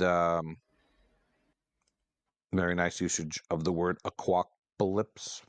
Easy for me to say. It's the aquapolypse is the tutorial achievement. Oh, and the collector's edition is called the Aquapolypse edition. And it comes with the game and the DLC for $30. Yeah, that might be the one I bought. I won't talk about it. No, it's fine. It's fine. It looks fun. Sure, including the The DLC. art style to me looks like Nobody Saves the World. That's Yeah. what I see. There you go. Do you see that, Nate? I mean, that's what I see. I see that it looks attractive and good. Yeah, I would It's probably got say colors. I would say that more than Castle Crashers, which I also enjoy. But yeah, Mobile game. Yes. how dare you? No, sir. How dare you? There we go. I hope I did the game justice. It is a lot of fun. Alrighty. That was Ship of Fools. Yep. And you can't fool us into buying more games. Trash. Unless you're Nate. Oh. But Nate must have tabs open because it looks like a big sale this week. Yeah, it's an interesting sale. And yeah, I like to get people, or I like to suggest things for people to buy. Harmony's Odyssey, $3, down from 15. Is a puzzle game. I talked about it on level 292. That was, if math serves, 3 episodes ago. Good memory. Yeah. Oh. It's got cute animated 3D dioramas. It's also got pictures. So basically, it's a puzzle game. You're moving these things around. You don't have to rotate them, which is nice because that would be yet another layer of difficulty. It's hard enough as it is, just spinning the camera and moving things on the X and Y. Yeah, so it's these animated 3D dioramas that covers most of the game. And something I didn't mention when I reviewed it is like, if you pay really close attention to it, you'll, let's just say you're moving a like a lawn chair together. One half of the lawn chair is on one square and the other half is on the other square, and there's let's just say a mummy is sitting on the lawn chair. When you connect the lawn chair, the mummy can sometimes change. So he goes from sitting up, because that's all he has when it's not connected to the other one, and then when you connect the two, he lies down. So the diorama changes as you're moving things around. It's really cool. Very, very cool little thing. And it also has like pictures that you slide the squares around, so you don't have that whole rotational aspect to it. It also has these single, kind of, I want to call them like models. You don't rotate them all the way, you just kind of tilt back and forth a little bit, kind of like Super Lucky's Tale style, the original. You don't have that full spin, but you have a little bit. Very cool game. It has some frustrating mini games I didn't really get to talk about because I hadn't seen them all, but they're not that bad if you stick at them. Harmony's Odyssey is a really cool game. I strongly recommend you take a look and see if it's for you. $3. Next up, Fur Squadron, $4.19 down from $7. It's an on-rails shoot 'em up. It's got a 2.58 ratio, so it's a little bit difficult towards the end. I like to think of this as not Star Fox, because it's totally Star Fox. Next up, Mud Runner, American Wilds Edition, $7 down from 35. Pretty sure Wild West is interested in these Mud Runner games. I don't know if this was the specific one. I think you like the one with winter, but this is a simulation open world base game. Simulation open world. This edition, the American Wilds edition, contains the base game, the American Wilds expansion, and 2 DLC packs. It's 1,060 gamer score, the typical 1,060 gamer score. It's 27 to 33 hours. It's got a 3.94 star rating from 695 voters. So people like this thing. And lastly, 3 minutes to 8, $9.74, down from 15. It's an adventure point and click, and I'd like to describe it as Maniac Mansion art style meets 13 minutes game loop. I liked 13 minutes. I know not everybody did. I liked that whole looping game style where you're trying to progress the story with minor changes per loop. It seems like this game has a similar mechanic, but it's done with like that Maniac Mansion style and interface. Very cool game. A little pricey at $9.74, but I'm checking that one out. There you go. Recycling it. Don't even need to say it. Only if you eat pie. Oh, all right. You tell me which pie to eat. If I could get Nate to play any game with me for more than 5 seconds. How about 3 minutes to 8? That's how many games we'll play.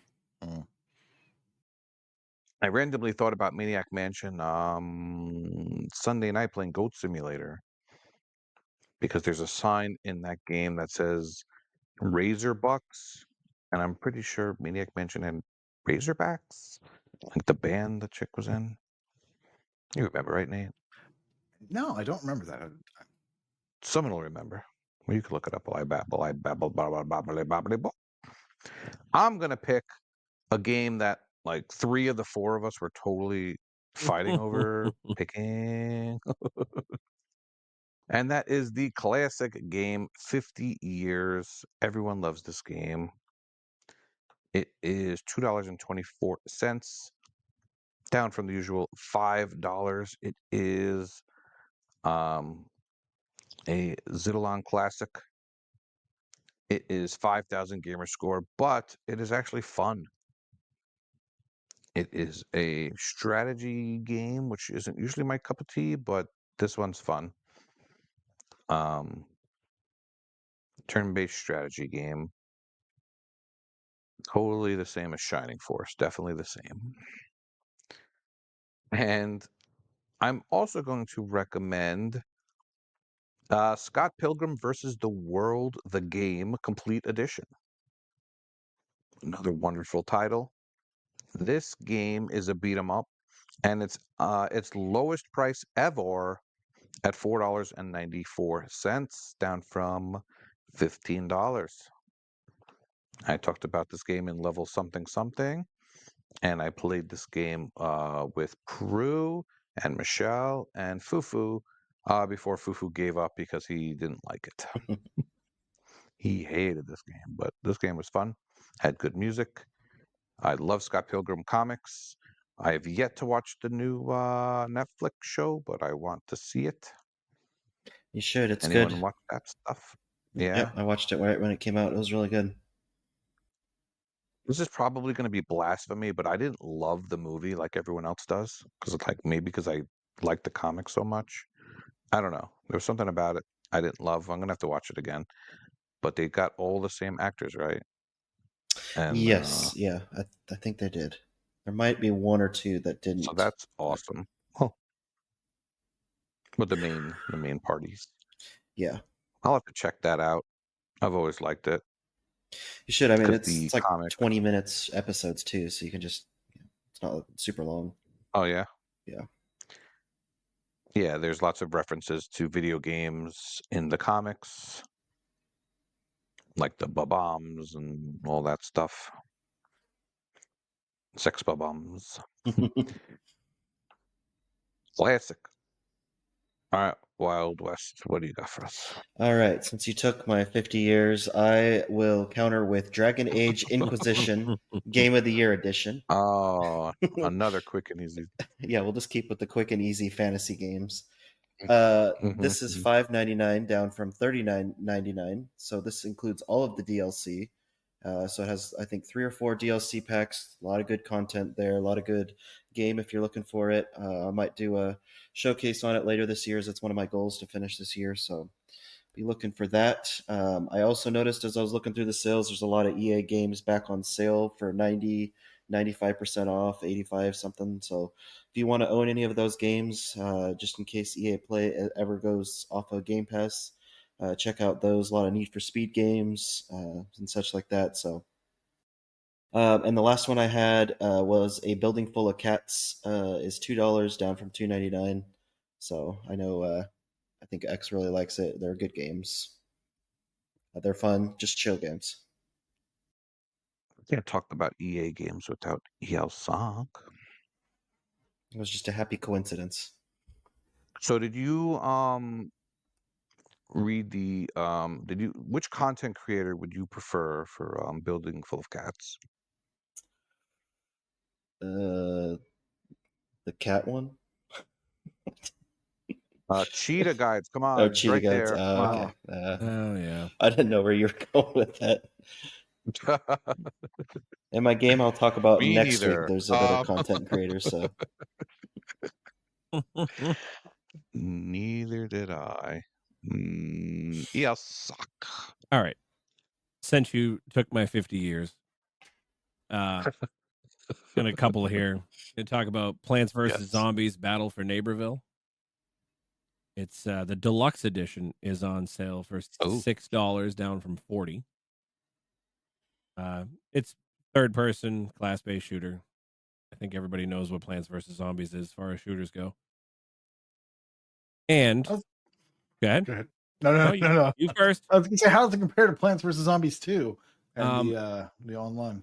It's not as good. Mm. No. Yeah, I think the online is decent. The overworld is a little weird. Not over whatever that little arena is they throw you in. That reminds me, Plants vs. Zombies 2. Great achievement list. Super easy. It was really great helping everybody. It was, yeah.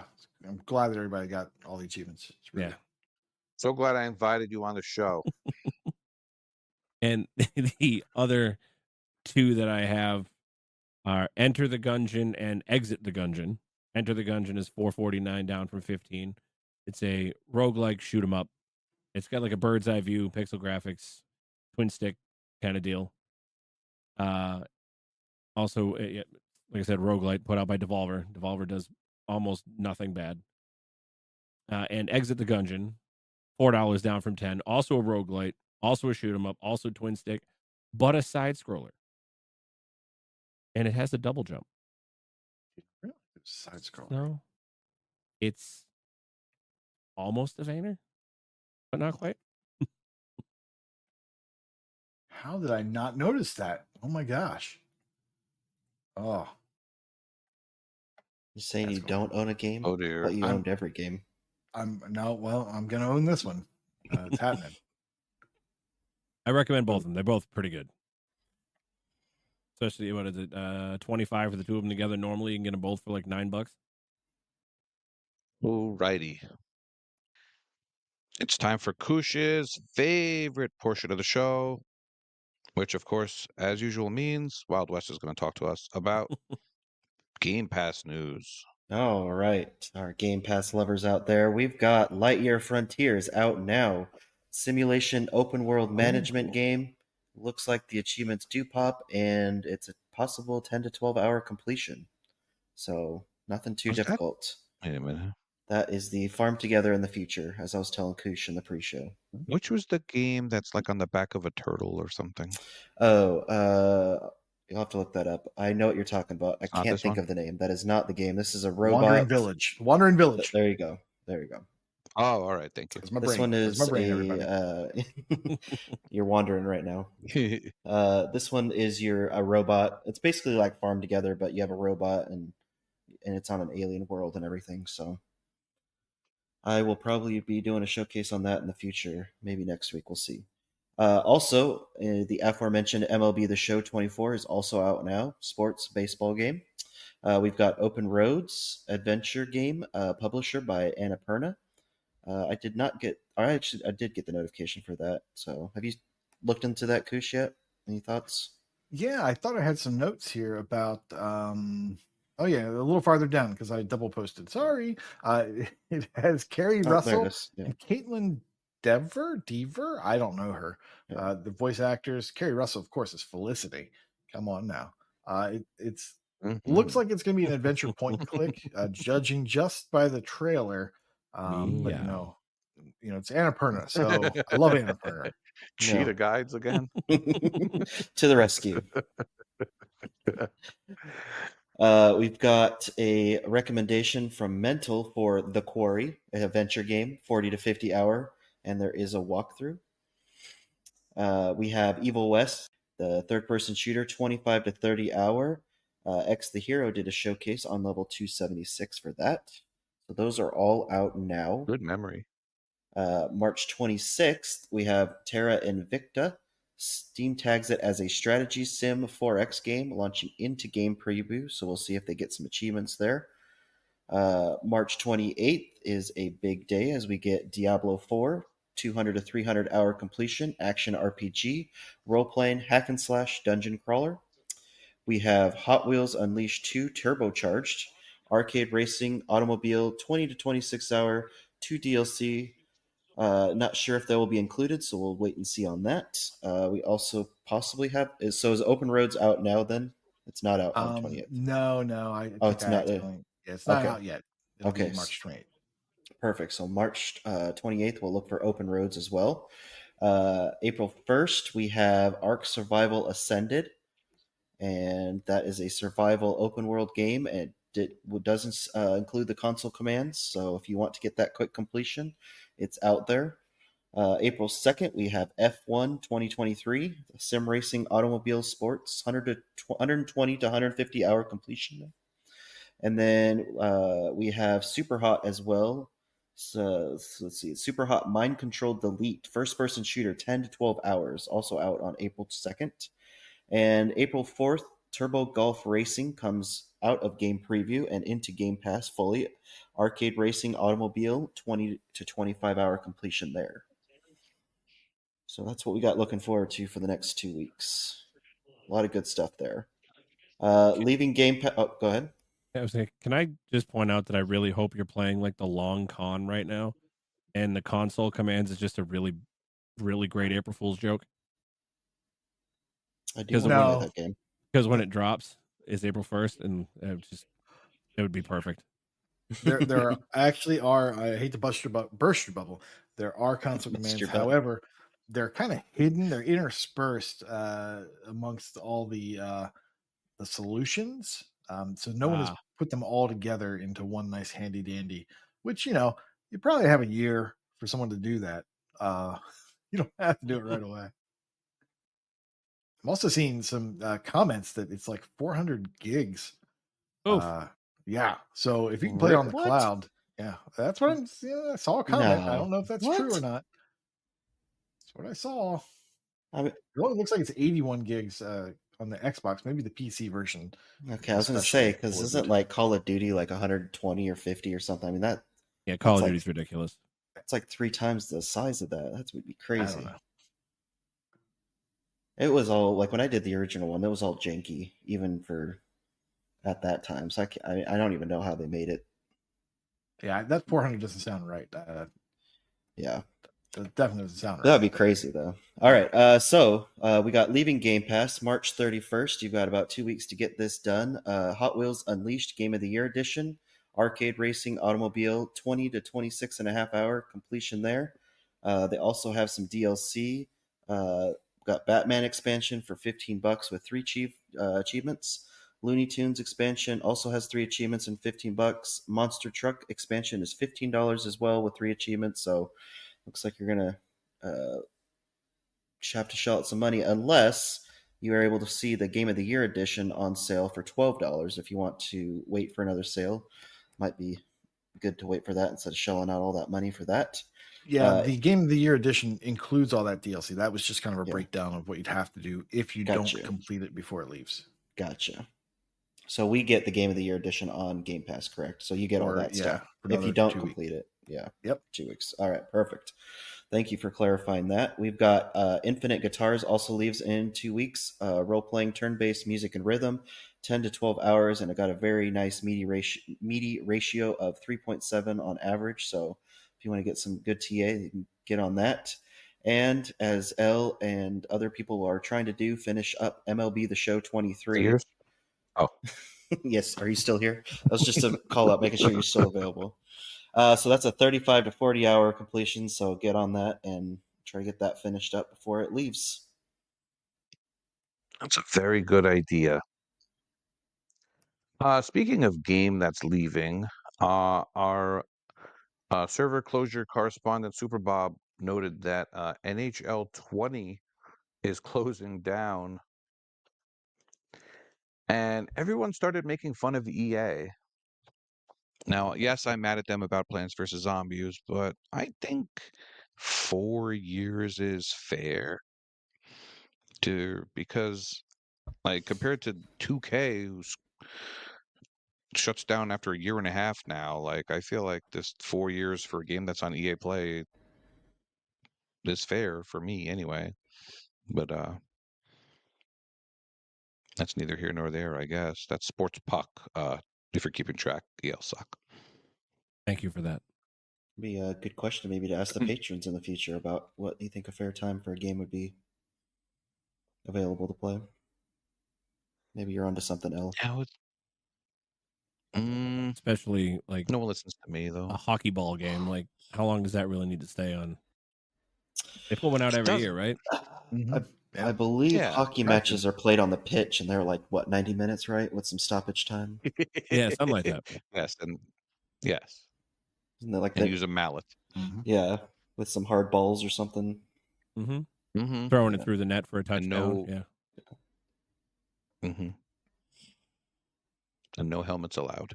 Canadians are very mad right now. Macca has had enough. He's coming out. The Chivo guides too with his Storming NFL the game.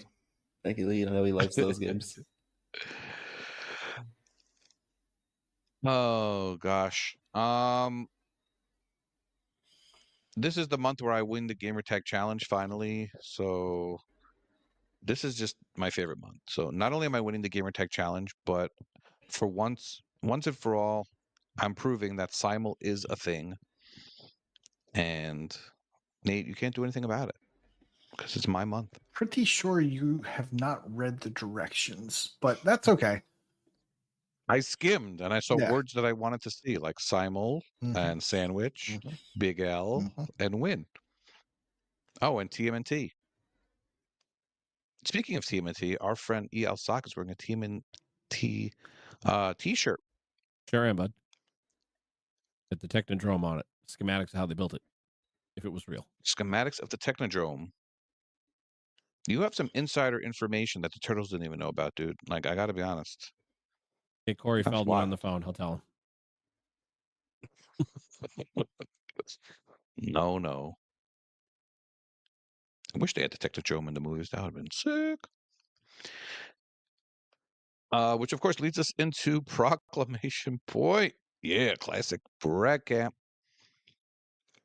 Our illustrious guest ELSock will attempt to read the names of some of our community members who have milestones. Would you like me to read them how I'm pretty sure they're pronounced, or you want me to read them phonetically? What? It's your floor, man. All right. However you want. Punk Statics V1, a new milestone of 100 completed games. Michael KV coming in with 450 completed games. Barthus 1985 with 1,000 completed games. Northern Last with 1,050 completed games. Prue, or Prulks, which I prefer, coming in with 1,050 That's better. completed games. Junior Just gonna say Mario, you got it wrong the first time. Junior Mario 2004 with 1,200 completed games, and Mighty Mango with 1,250 completed games.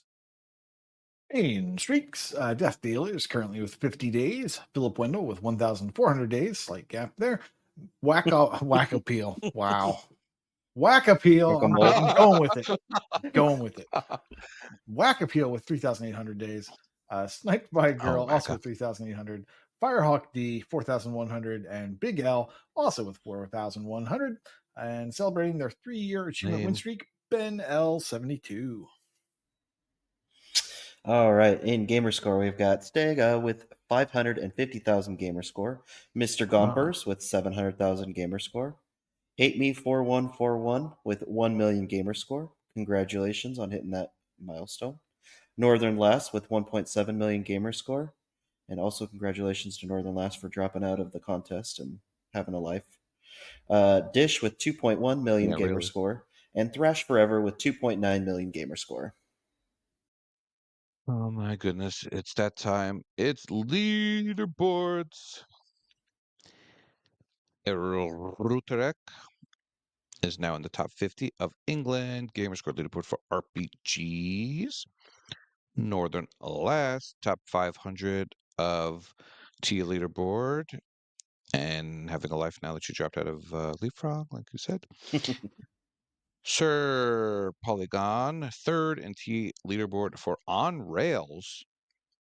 Has there been an On Rails game since, like, I don't know, Crimson Dragon? Like, really? Yes. What's an On Rails game these days? DC Super Pets. I was going to say trains. I'm sorry I asked. If only there was a website that would track these things. I have you for that, Nate. That's true. And Icefire or Tien, who's not in Tennessee, don't get fooled again, is third in the USA TA leaderboard for Metrovania. Let me repeat, third in the USA TA leaderboard for Metrovania, and had not played Castlevania Symphony of the Night before. How shameful is that? Wow. Guys. He's saving something for first. Saving something. We did have 2 more milestones to talk about that did not make our list, but I'm gonna say them anyway because I don't want to wait till next week, Nate. So don't try to stop me. The first one is a friend of the show, Retro Chief, who hit 1 million gamer score on the nose. And he said, I'm not going to, get a specific achievement. If it happens, it happens. So it just so happened that he got an achievement called Millionaires Club in Burnout Paradise Remastered. Calling some shenanigans there. Odds? What are the odds? And he has 1 million gamer score. And like anybody would with a million gamer score, he stopped playing for a while so he could have a million gamer score for a while. And he posted this in TA and said, never mind the 1.5 ratio. And to that, I say that's 0.4 better than Mike Pitch. So congratulations to you. Let's see how many demographics we can offend today.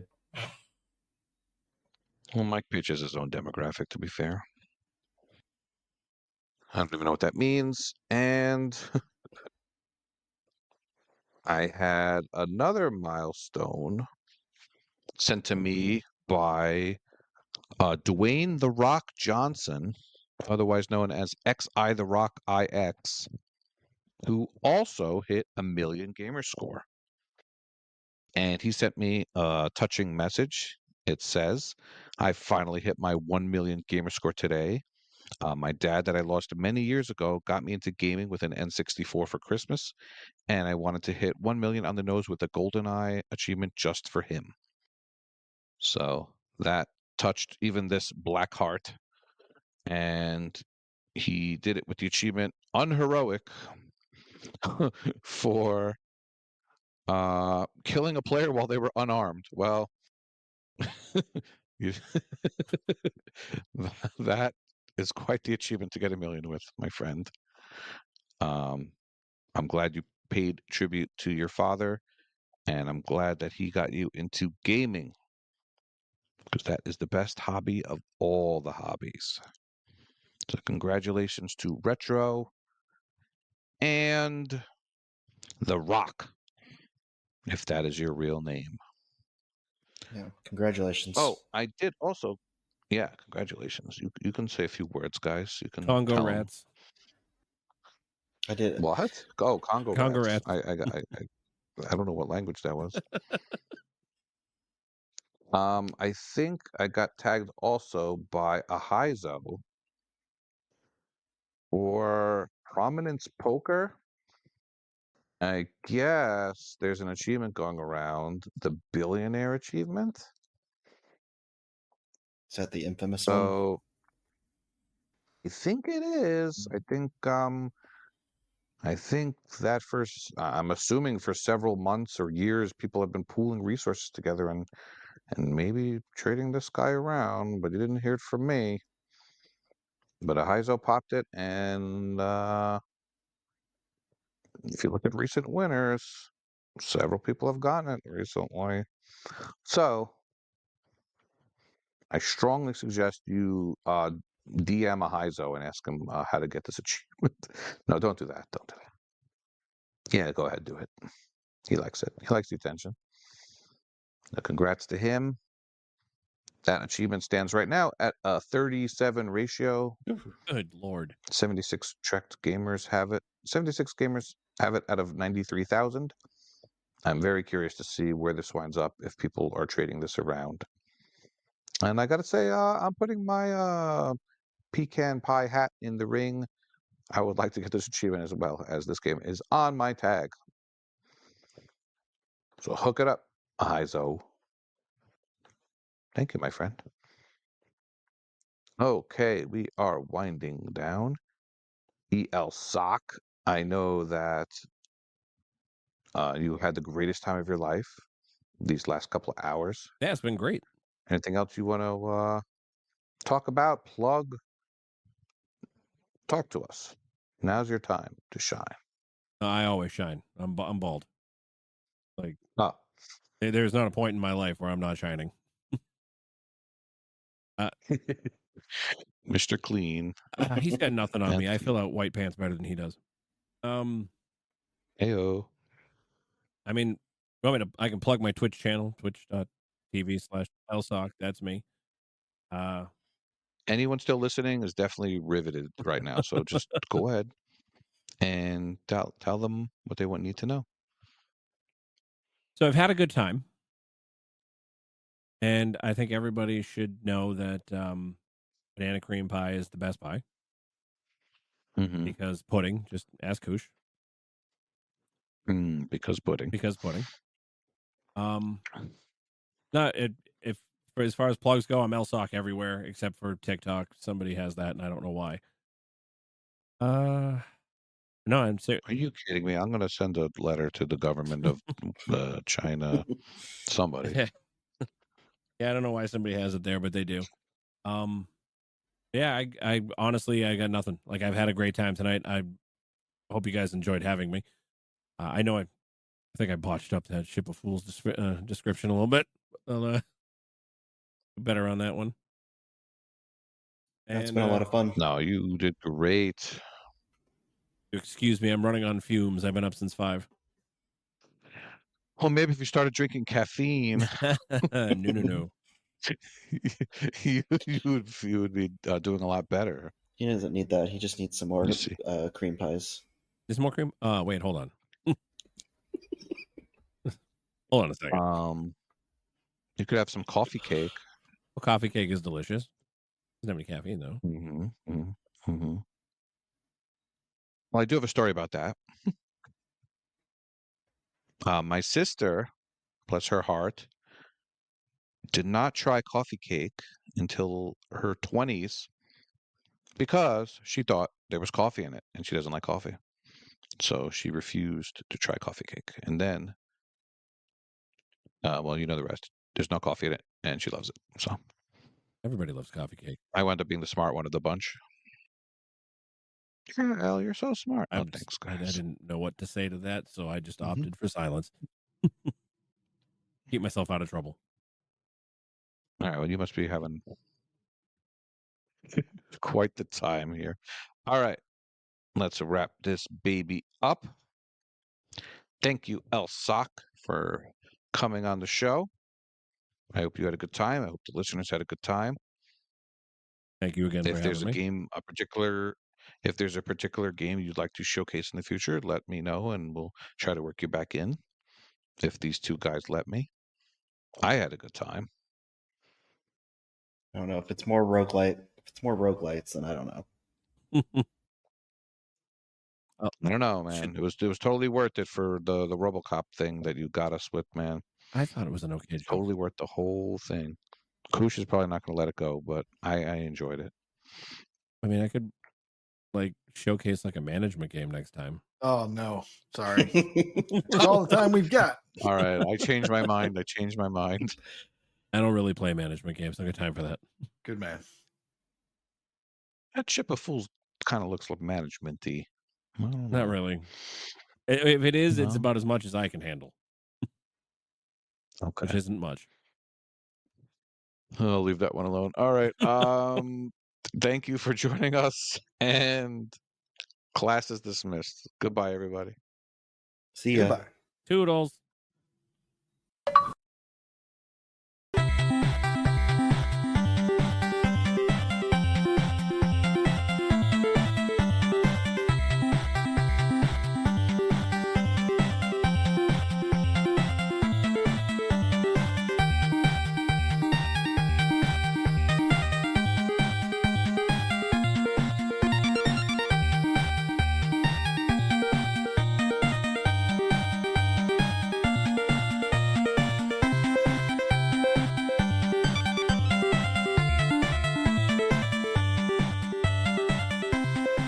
Hello and welcome back to another NeverEnding Stories, where I am once again joined by the NeverEnding Stories champion himself, Hurricane Dale.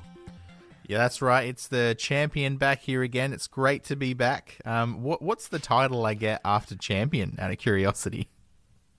The King of Never-Ending Stories? I feel like that sounds fitting. Yeah, I'm trying to think of a good play on words here. The Never-Ending...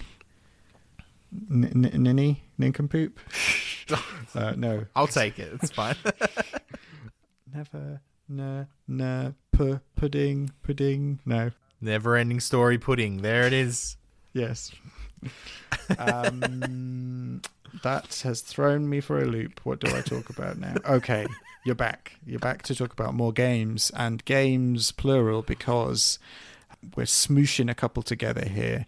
You just did so many of them, some big, some small, and it seems that in the interest of efficiency, we'd take a couple of the smaller ones and kind of bundle them into a little bumper episode here.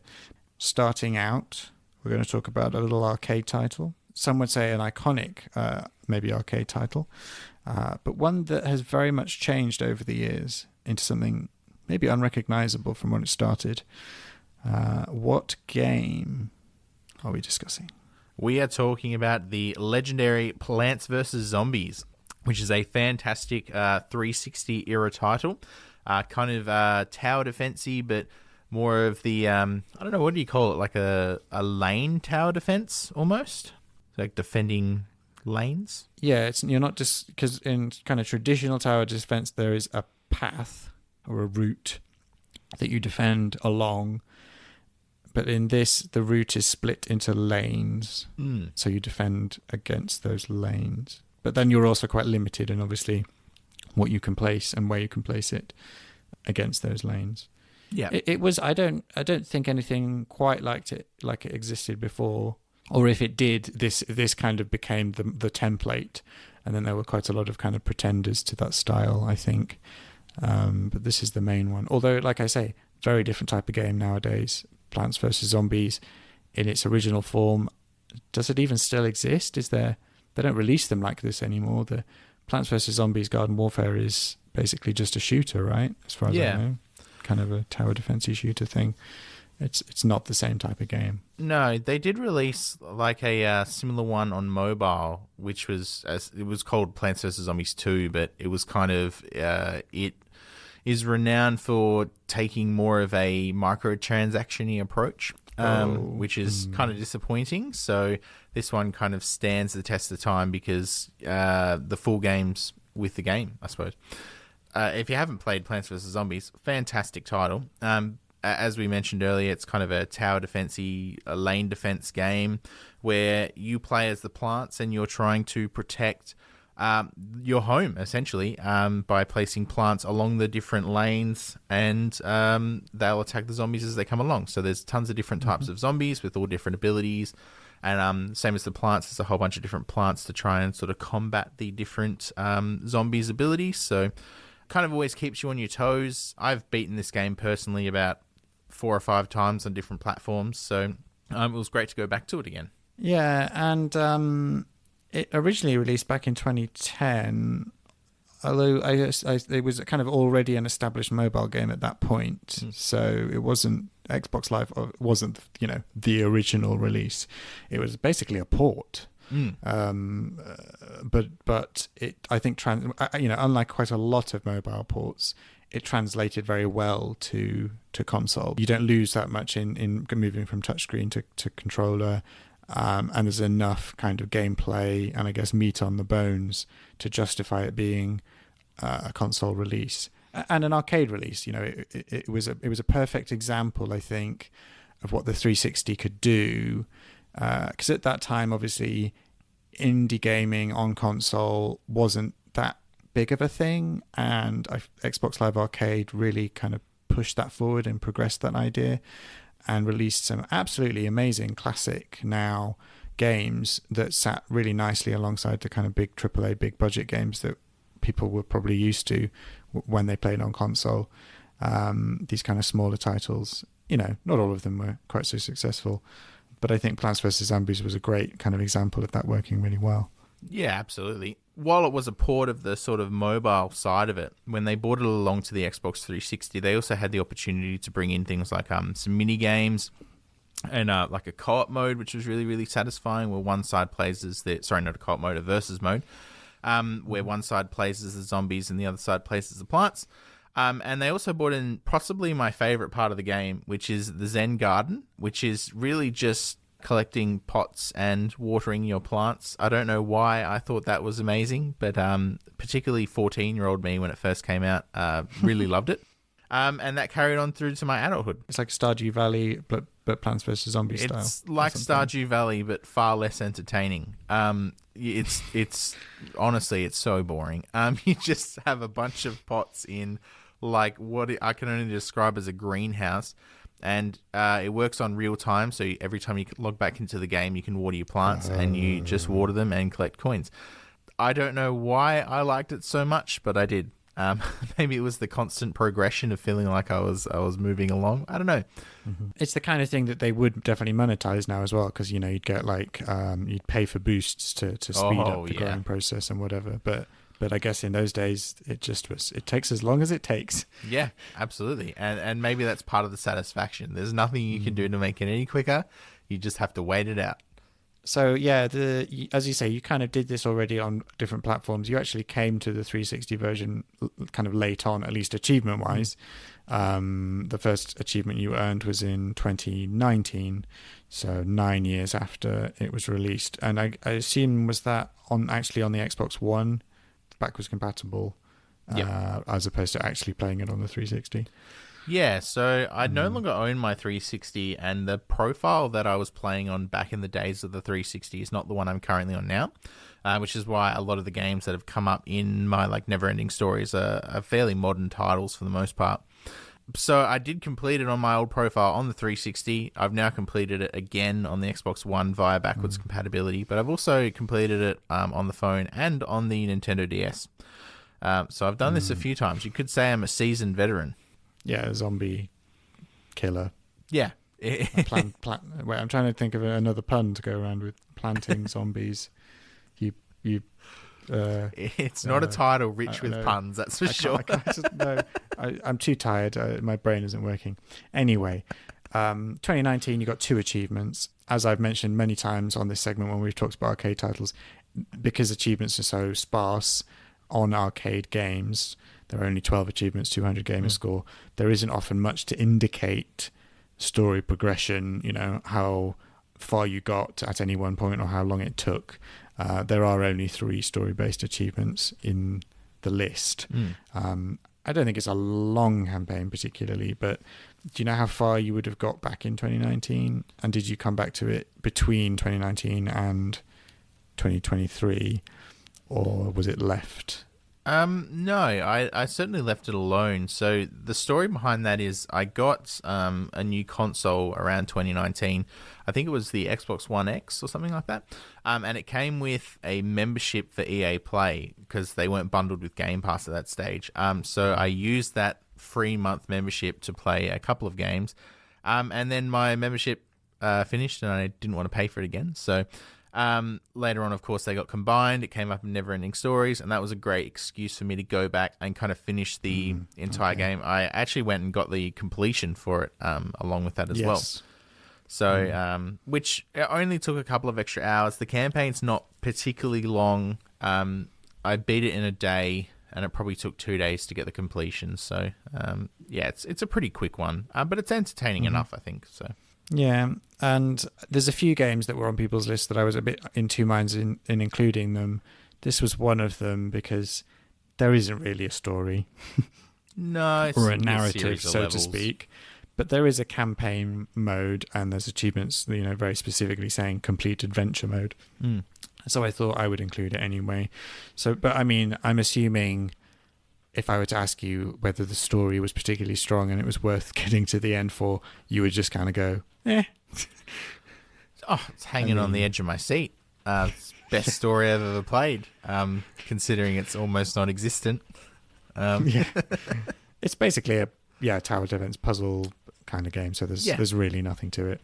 But yeah, you finished it on the 23rd of May. Congratulations. And then between the 1st of June and the 5th of June, you just rattled through and finished it off, which is kind of all the different types of modes. Now, I seem to remember I chatted with GT3 Option Fan a while back. He had this on his list. And I think there's one achievement that can give people pain, which is, I think it's the Alive and Planting one for surviving 40 waves of zombie evil. It's definitely the highest ratio achievement. Is it that tricky? Yes. I forgot about that achievement completely while I was talking about it. That one is horrible. Yeah, you've got to complete, essentially there's a survival mode, and you have to get through 40 waves of zombies, which is like 20 waves of the game, if that makes sense, because there's 2 waves of zombies per internal wave. And it's really, really difficult. I don't know what else to say about that. There's a few strategies online. That's what I followed. And it was still very, very tough. And I'm pretty sure I lost at wave 41. So Are the waves always exactly the same? So you could literally follow a step-by-step guide, or is there a kind of randomization that you really can't plan that well? Yeah. So there's a randomization to it, but that doesn't really affect the strategy too much. So the way the strategy that I particularly used worked is you can get this kind of plant where you can combine two of these plants called, I think they're like a corn catapult or something. And you combine them into like a cob cannon, which is essentially just like a giant bomb that you can shoot down. And you select the plant, select where you want the bomb to drop, and that will pretty much destroy everything in that general area. The problem is that you have to do that manually. So where the game is normally a way that you like place the plant and it will automatically fire at the zombies, this one you have to manually select the cob cannon and then select where you want it to drop. So it's very tedious in the sense that you've got to be continuously following it. But it is by far the most effective strategy. I think I tried this one maybe 3 or 4 times before I finally got it. But it's worth it because now the whole game's done. So Yes. Game complete. Another one bites the dust. Another one eats the soil. Another one eats the corn. No. Yes. No. None of them are really landing. Okay. No, it's just terrible. I give up. Let's move on to your second game, which is an interesting one because it's one that I think I would like. I've been told I should play, but also I look at it and go, really? And there are 2 versions of it, I think. There are. Yes, there are. Which game are we talking about now? We are talking about the ultimate collectathon, Disneyland Adventures. There is collectibles everywhere. The whole game is a collectible. Interestingly enough, the achievement I needed to get for this was not for collecting anything. It was for completing a bunch of quests. But outside of those small quests, it's collectibles everywhere. The way the game works is kind of you're in Disneyland and there's a bunch of sort of hubs around Disneyland themed towards different Disney franchises. And you've essentially got to go around and collect hundreds, maybe even thousands of items, which is really, really good. I love collectathons, and something I've mentioned a few times. I had played this originally a few years ago, and even this many collectibles was a bit much for me, so I had to put it down. But I'm glad I came back to it. It's really, really enjoyable. I'd like to get the completion for it one day, but it's quite a lot. There is a lot of stuff going on in this game. I mean, a collectathon is one thing, but a 40 to 50 hour collectathon, which is what the time estimate is it's quite an undertaking. Oh, yes. So Disneyland Adventure, this version, so this is the Xbox One version.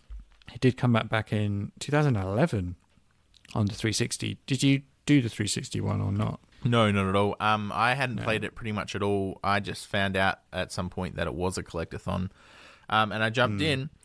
I don't plan to go back to the 360 version. I think once is enough for me. Yeah, and that one is 80 to 100 hours. Oh my god. What's the difference? I don't know. I do not know. It is Connect required. So maybe it's just because you spend the whole time fighting with the Connect, and it's slower. Recalibrating to over get and through. over again.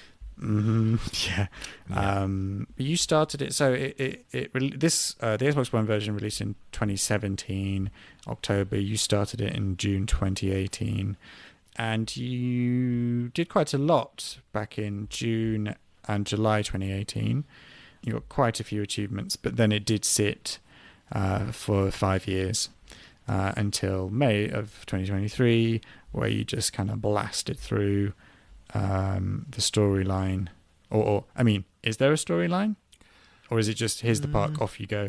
Yeah, it's very much a here's the park, off you go. The achievement I needed for this was for completing all the quests, and the way that works in this is essentially you've got iconic Disney characters all around the park.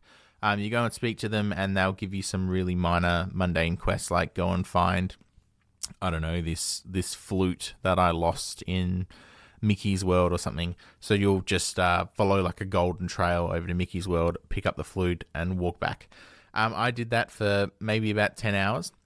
It was not very thrilling, but I'm happy that it's done now, because now the only thing left is just collectibles, which is the best part. Is there an efficient way of handling that where you could find out what you need to collect before and then collect it all and then hand it all in? Or do the items only appear after you kind of start the quests, basically? Oh, no. The item only appears after you start the quest, and some quests are kind of a situation where you need to go talk to one character and then walk 10 meters away to go talk to another character and then walk back to the first character, and then you go find the item and then you bring it back and you do the same thing all over again. It's extremely tedious. It doesn't take as long as I first thought it would, but like, given that how much I like collectibles, that was kind of a small part to it that I didn't mind having to sit through to eventually hopefully get the completion. When I go back to it, it's just going to be getting some collectibles, which is not too bad. I don't mind that idea. The quests were very daunting though, so I'm glad to have that done. Because of that kind of backtracking and back and forth and tedium. So the actual collectathon element, although that might be tedious for others, is actually something that you are more happy to engage with. But the fetch quest element of it is the actual tedious bit for you. Yeah, absolutely. It was probably less even the fetch quest thing and just having to go speak to 3 different characters before I could go and fetch the item, which was quite tedious. Yeah, because it doesn't add, it literally doesn't add anything as well, does it? Oh no, it's just unnecessary padding. It's just stretching it out. It's exactly that. It's padding. Yeah. Because if you had a really strong storyline and, I don't know, some really good writing and humor and stuff to go along with that experience, I can kind of see it. But I'm assuming none of those things really exist, and this is it's not funny at all. That I wish so bad that it was funny and entertaining to read the dialogue, but it just was not. And have you ever been to any of the Disney lands or worlds or no? In real life, IRL? No, we don't have anything cool like that over here. So I live in Western Australia. So the biggest theme park we have where I am is a sort of a little one called Adventure World. So shout out to them, I suppose. If anyone wants to go have a look at that, it's far less remarkable than any Disney Worlds or Disneylands. But one day, hopefully, I'll go. Now that I've got a child, that's kind of a nice push to do that. I'm sure I'll enjoy it more than he will. But I don't know. One day. Now I feel like I know my way around the park as well. So there you go. Yeah, I'm trying to find. Bear with me a sec. Oh no, I can't remember what it is. I can't make the joke. The joke is ruined. In Bluey, there's the bit where they're on the drive and the camping and the old camper vans and they're trying to outrun them. And then Bluey's like, "Oh, I can't." They see a tourist attraction that she wants to stop at. And I was basically going to say, that's basically what you've got. The world's largest potato, or I can't remember what it was. We have a lot of those here. I think it's in Victoria or something. We have like the big banana, which is just a big plastic banana. Yeah, we're really struggling through our tourist entertainment here. So I think there's a big lobster near where I live as well. We just have lots of big random pieces of fruit and food. So do you have a big giant knife? Obviously. Oh, absolutely. Every single Australian household has the big giant knife. Yeah. And for anyone who's watched Simpsons, we also have the big giant spoon. Wait, I don't know if I know that reference. That's not a knife, that's a spoon. Yeah. It's fine. Oh dear, that was terrible. I should stop with the racial profiling. Anyway, Disneyland Adventures. So you completed this story, completed the franchise, and you are left with basically the rest of the collectathon. I'm assuming, based on our previous conversations, that it's not done with, but it sits and waits until other contests tell you, "Hey, go and collect all of these things in this world, in this game," and you'll just go off and do it. Absolutely. Contests completely rule my gaming life. So it has to come up in a contest, and then eventually it will get done. Well, yeah, in the meantime, you sit at 28 to 49 achievements and pretty much bang on halfway in terms of gamer score and TA score. So you're kind of half done. What's interesting to me is, not that I believe it in any way, but the completion estimate is 40 to 50 hours, and you at 50% of the way, achievement-wise anyway, are at 80 hours. Cool. So is that just inefficiency, or is that leaving it idling, probably? Probably leaving it idle. Falling asleep. But I'm not exactly the best at what I do, so it could very much be inefficiency. I'd like to think it's idling, though. 80 hours on fetch quests. Probably. Talking to Mickey, talking to Goofy. Cinderella, the riveting. Mm-hmm. Great. And finally, is it a game that you could honestly recommend to anyone? If you like a collectathon, it's definitely the king of collectathons. But if you don't like that, you will hate this game. That's my honest recommendation. Okay, I'll probably love it then. Yeah, get into it. It's good. I've been told it's the kind of thing I would like. So, okay, you've convinced me. Okay, and that's it. A bundle of 2 games to talk about, and I'm sure we'll be back to talk about more very, very soon. Absolutely. Thank you very much for joining me once again, Hurricane Dale. Thanks so much. Thanks for having me. Bye.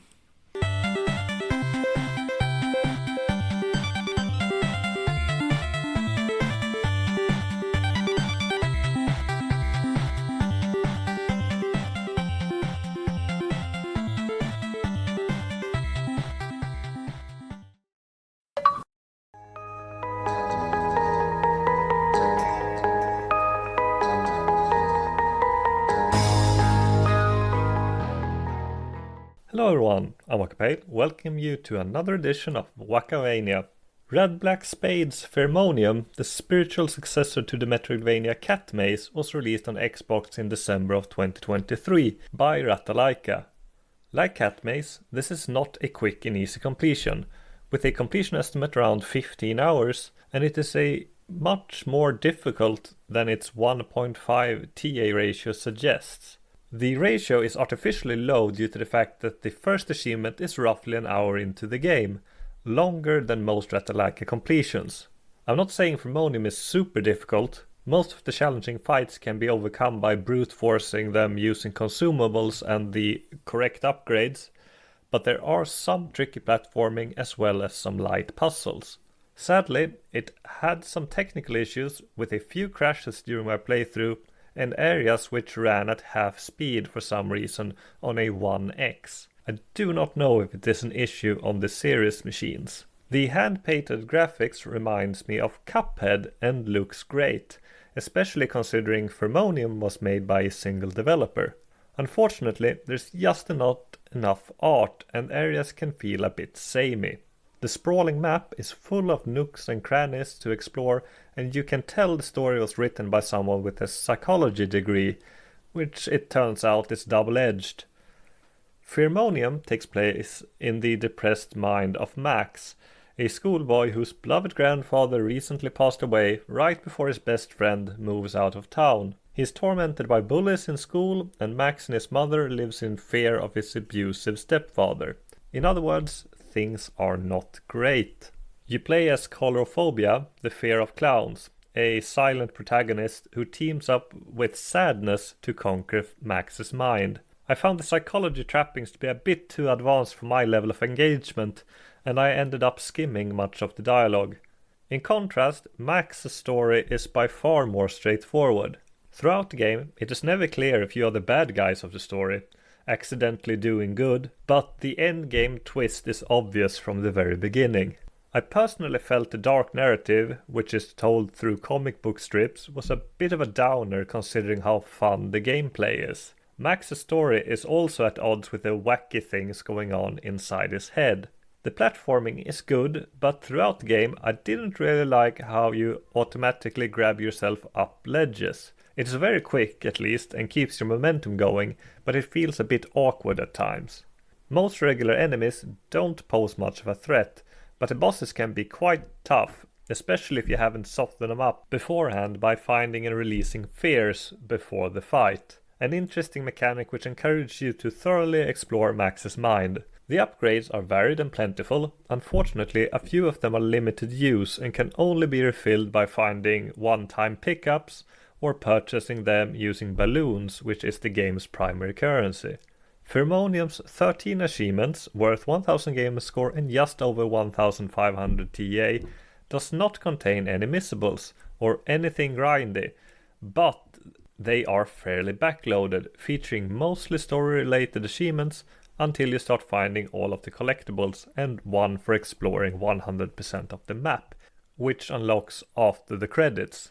While you'll likely find most of the power-ups yourself, you're almost certainly going to want to use a guide for the well-hidden masks and useless cockroaches. Thankfully, every save point also allows fast travel, which greatly cuts down the time it would otherwise take to traverse the rather large map. You're not given much guidance while exploring Max's mind, and you never really have any short-term objective other than finding and defeating the psychology-inspired bosses.